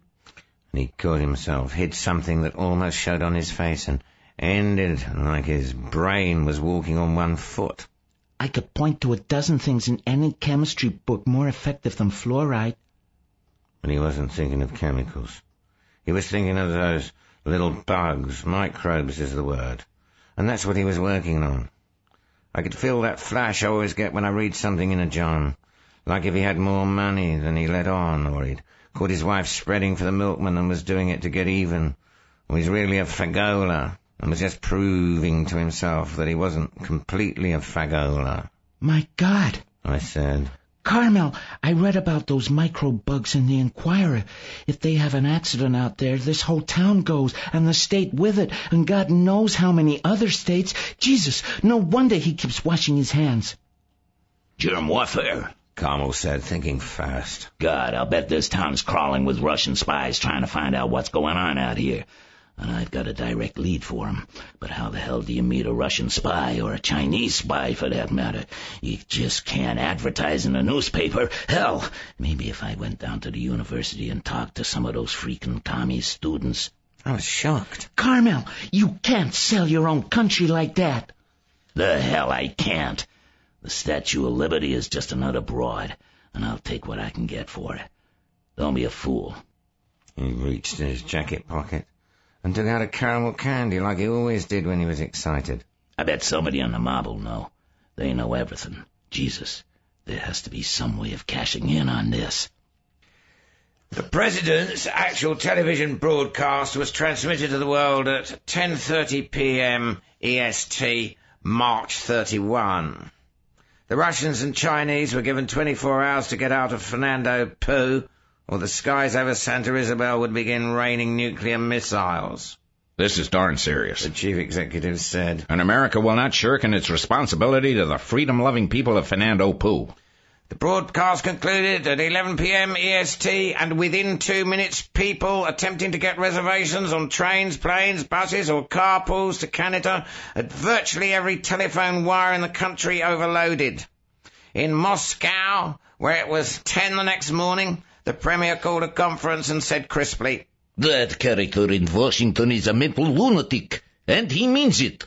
Get our men out of Fernando Poo right away, then find out who authorized sending them in there in the first place and transfer him to be supervisor of a hydroelectric works in Outer Mongolia. We don't have any men in Fernando Poo. The Americans are imagining things again.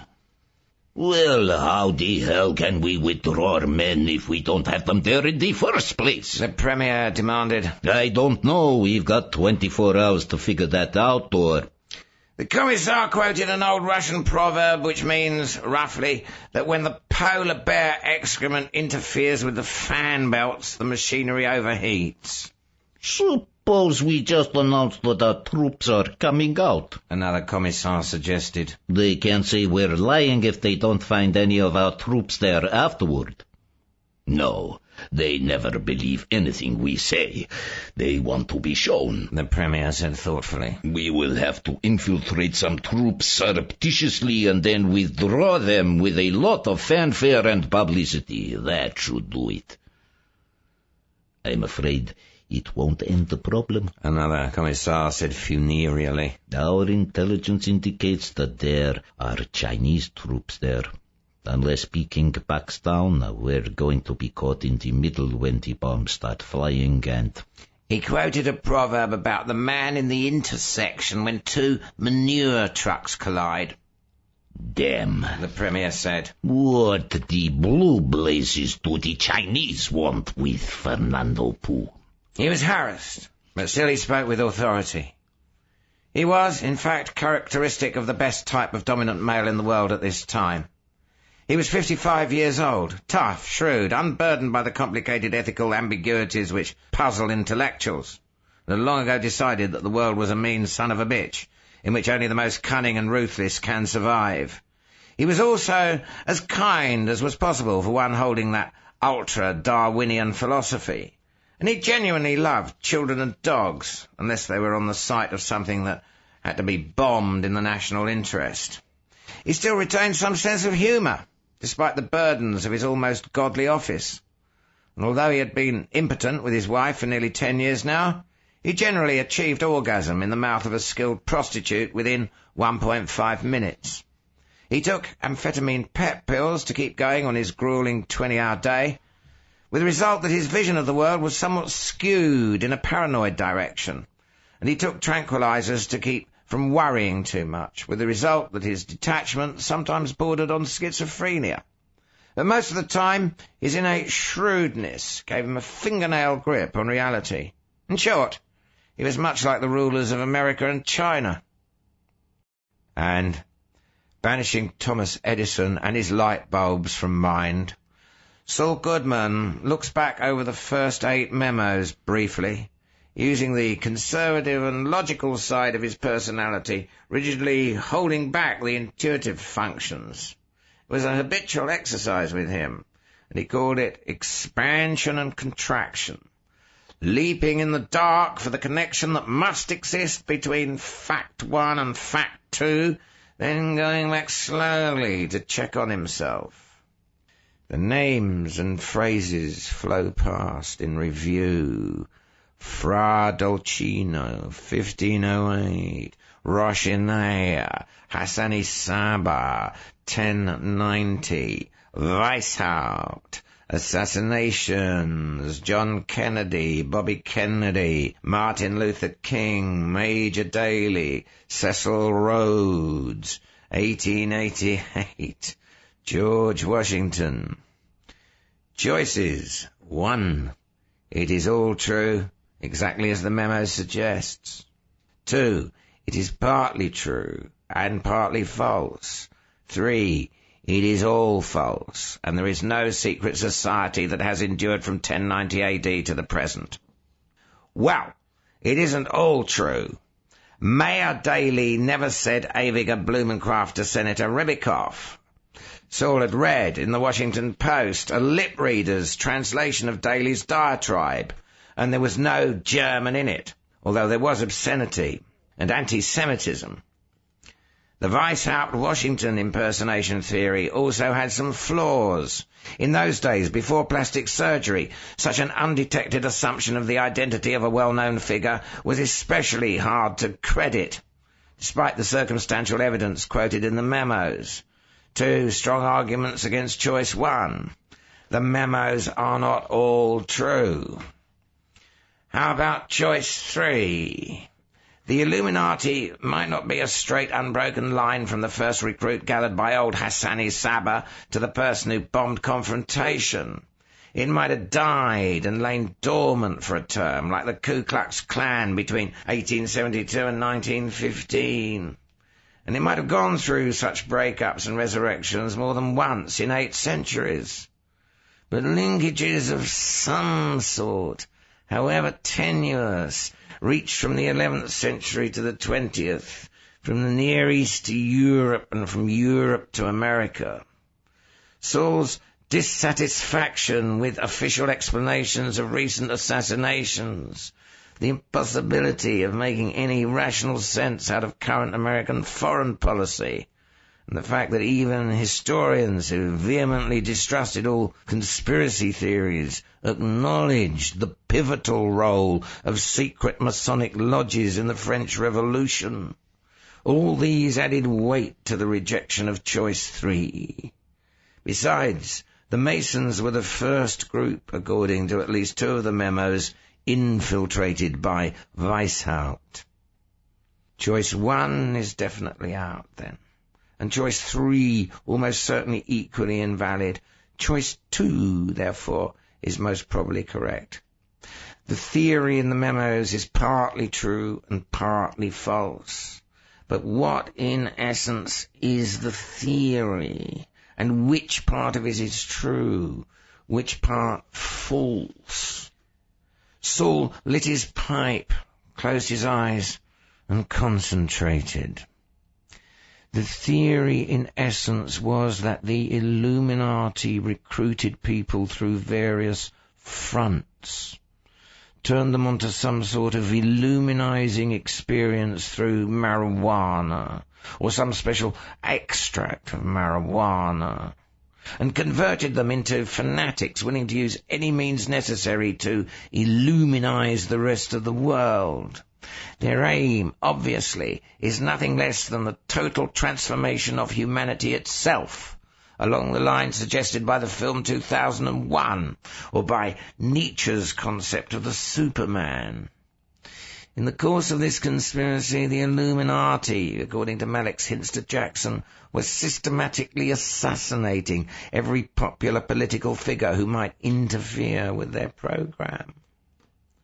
Saul thought suddenly of Charlie Manson, and of the glorification of Manson by the Weatherman and Morituri bombers.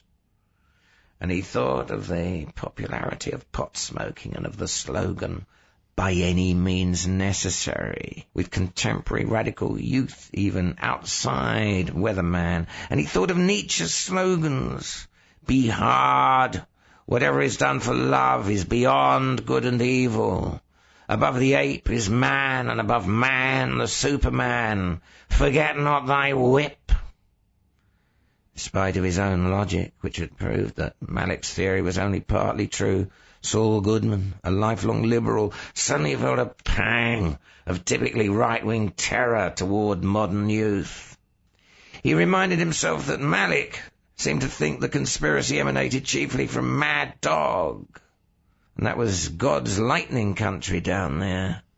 God's lightning had no fondness for marijuana or for youth or for the definitely anti-Christian overtones of the Illuminati philosophy.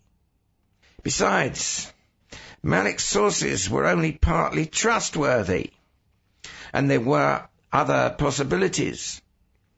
The Shriners, for instance, were part of the Masonic movement, were generally right-wing, had their own hidden rites and secrets, and used Arabic trappings that might well derive from Hassani Sabah or the Roshinaya of Afghanistan. Who could say what secret plots were hatched at Shriner conventions? No. That was the intuitive pole vaulter in the right lobe at work again. And right now, Saul was concerned with the plodding logician in the left lobe. The key to the mystery was in getting a clearer definition of the purpose of the Illuminati. Identify the change they were trying to accomplish in man and in his society, and then you would be able to guess, at least approximately, who they were. Their aim was English domination of the world, and they were Rhodes scholars, according to the Birchers. That idea obviously belonged with Saul's own whimsy about a worldwide Shriner conspiracy. What then? The Italian Illuminati under Fra Dolcino wanted to redistribute the wealth, but the international bankers mentioned in the Playboy letter presumably wanted to hold on to their wealth. Weishaupt was a free thinker, according to the Britannica, and so were Washington and Jefferson. But Sabah and Joachim of Florence were evidently heretical mystics of the Islamic and Catholic traditions, respectively. So picked up the 9th memo, deciding to get more facts or pretended facts before analyzing further. And then it hit him. Whatever the Illuminati were aiming at had not been accomplished. Proof, if it had, they would not still be conspiring in secret. Since almost everything has been tried in the course of human history, find out what hasn't been tried, at least not on a large scale, and that will be the condition to which the Illuminati are trying to move the rest of mankind. Capitalism had been tried. Communism had been tried. Even Henry George's single tax has been tried in Australia. Fascism, feudalism, mysticism have been tried. Anarchism has never been tried. Anarchism was frequently associated with assassinations. It had an appeal for free thinkers, such as Kropotkin and Bakunin, but also for religious idealists like Tolstoy and Dorothy Day of the Catholic worker movement. Most anarchists hoped, Joachim-like, to redistribute the wealth. But Rebecca had once told him about a classic of anarchist literature, Max Stirner's The Ego and His Own, which had been called The Billionaire's Bible, because it stressed the advantages the rugged individualist would gain in a stately society. Cecil Rhodes was an adventurer before he was a banker. The Illuminati were anarchists. It all fit. The pieces of the puzzle slipped together smoothly. Saul was convinced. He was also wrong. We just get our troops out of Fernando Poo, the chairman of the Chinese Communist Party said on April the 1st. A place that size isn't worth World War. But we don't have any troops there. An aide told him. It is the Russians who do. Oh. The chairman quoted a proverb to the effect that there was urine in the rose water. I wonder what the hell the Russians want with Fernando Poo, he added thoughtfully. He was harassed, but still he spoke with authority. He was, in fact, characteristic of the best type of dominant male in the world at this time. He was 55 years old, tough, shrewd, unburdened by the complicated ethical ambiguities which puzzle intellectuals, and had long ago decided that the rest of the world was a mean son of a bitch, in which only the most cunning and ruthless can survive. He was also as kind as was possible for one holding that ultra-Darwinian philosophy, and he genuinely loved children and dogs, unless they were on the site of something that had to be bombed in the national interest. He still retained some sense of humour, despite the burdens of his almost godly office, and although he had been impotent with his wife for nearly 10 years now, he generally achieved orgasm in the mouth of a skilled prostitute within 1.5 minutes. He took amphetamine pet pills to keep going on his grueling 20-hour day, with the result that his vision of the world was somewhat skewed in a paranoid direction, and he took tranquilizers to keep from worrying too much, with the result that his detachment sometimes bordered on the schizophrenic. But most of the time, his innate shrewdness gave him a fingernail grip on reality. In short, he was much like the rulers of America and Russia. And it's not only a sin against God, Mr. Mocenigo shouts, but it gives you germs, too. It is 1950, early spring on Mulberry Street, and young Charlie Mocenigo raises terrified eyes. Look, look! Mr. Mocenigo goes on angrily. Don't believe your own father? See what the dictionary says. Look at the page. Here, see. Masturbation. Self-pollution. Do you know what self-pollution means? Do you know how long those germs last? And in another spring, 1955... Charles Mocenigo, a pale, skinny, introverted genius, registers for his first semester at MIT, and coming to the square on the form that says religion, writes in careful block capitals, atheist.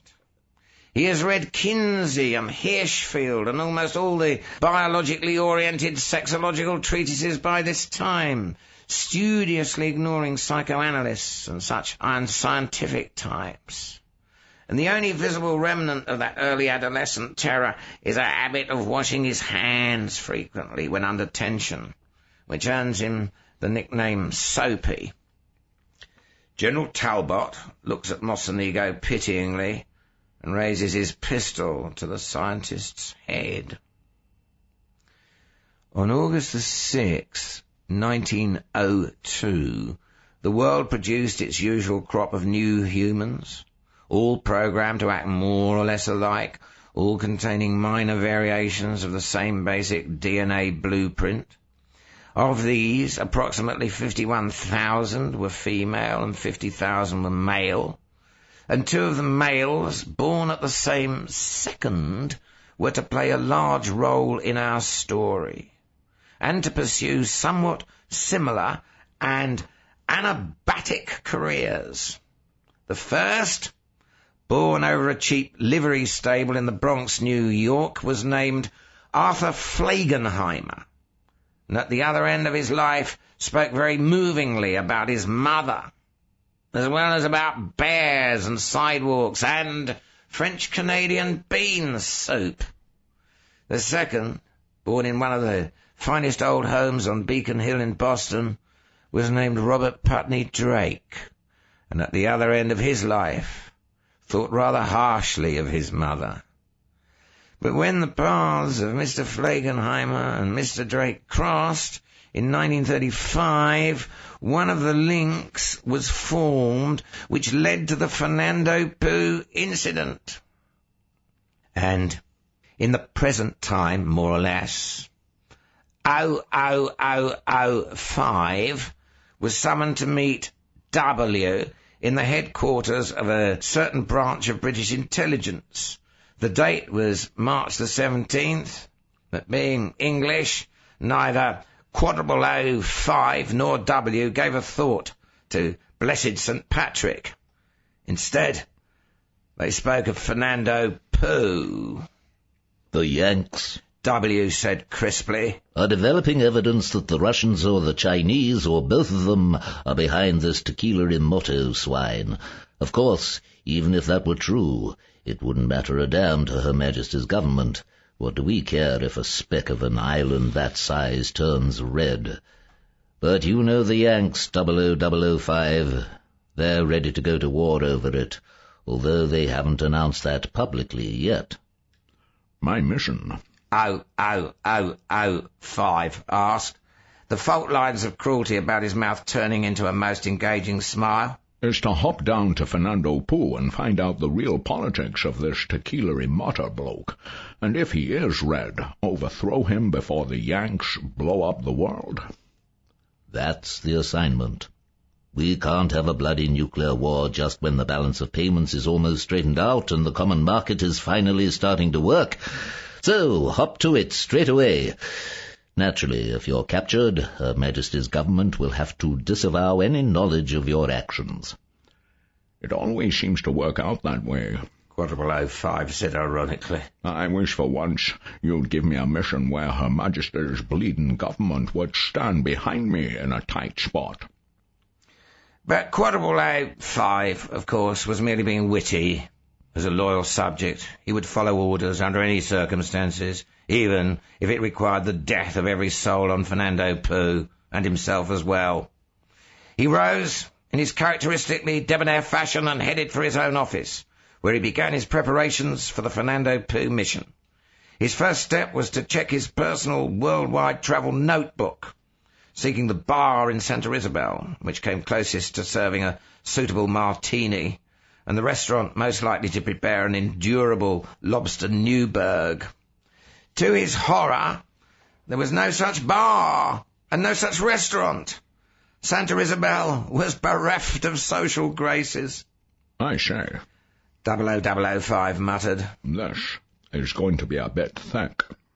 But he cheered up quickly, for he knew that Fernando Poo would be equipped at least with a bevy of tawny-skinned or coffee-coloured females, and such women were the holy grail to him. Besides, he had already formed his own theory about Fernando Poo. He was convinced that bugger, blowhards, unreformed gangsters, goons, and espionage renegades, an international conspiracy of criminals and double agents, led by the infamous and mysterious Eric the Red Blowhard, was behind it all. 00005 had never heard of the Illuminati. In fact, 00005, despite his dark hair, combed straight back, his piercing eyes, his cruel and handsome face, his trim athlete's body, and his capacity to penetrate any number of females and defenestrate any number of males in the course of duty, was not really an ideal intelligence agent. He had grown up reading Ian Fleming novels, and one day, at the age of 21, looked in the mirror, decided he was everything a Fleming hero should be, and started a campaign to get into the spy game. After 14 years in bureaucratic burrowing, he finally arrived in one of the intelligence services, but it was much more the kind of squalid and bumbling organisation in which Harry Palmer had toiled his cynical days away than it was a birth of bondage. Nevertheless, 00005 did his best to refurbish and glamorise the scene, and, perhaps because God looks after fools, he hadn't managed to get himself killed in any of the increasingly bizarre missions to which he was assigned. The missions were all weird at first because nobody took them seriously. They were all based on wild rumours that had to be checked out just in case there'd be some truth in them. But later it was realised that 0005's peculiar schizophrenia was well suited to certain real problems, just as the schizoid of the more withdrawn type is ideal for a sleeper agent, since he could easily forget what was conventionally considered his real self. Of course, nobody at any time ever took bugger seriously, and behind his back, 0005's obsession with this organisation was a subject of much interdepartmental humour. Wonderful as it was, Mary Lou said. Some of it was scary. Why? Simon asked. All those hallucinations, I thought I might be losing my mind. Simon lit another joint and passed it over to her. What makes you think even now that it was just hallucinations? He asked. Rock, rock, rock, till broad daylight. If that was real, Mary Lou said firmly, everything else in my life has been a hallucination. Simon grinned. Now, he said calmly, you're getting the point.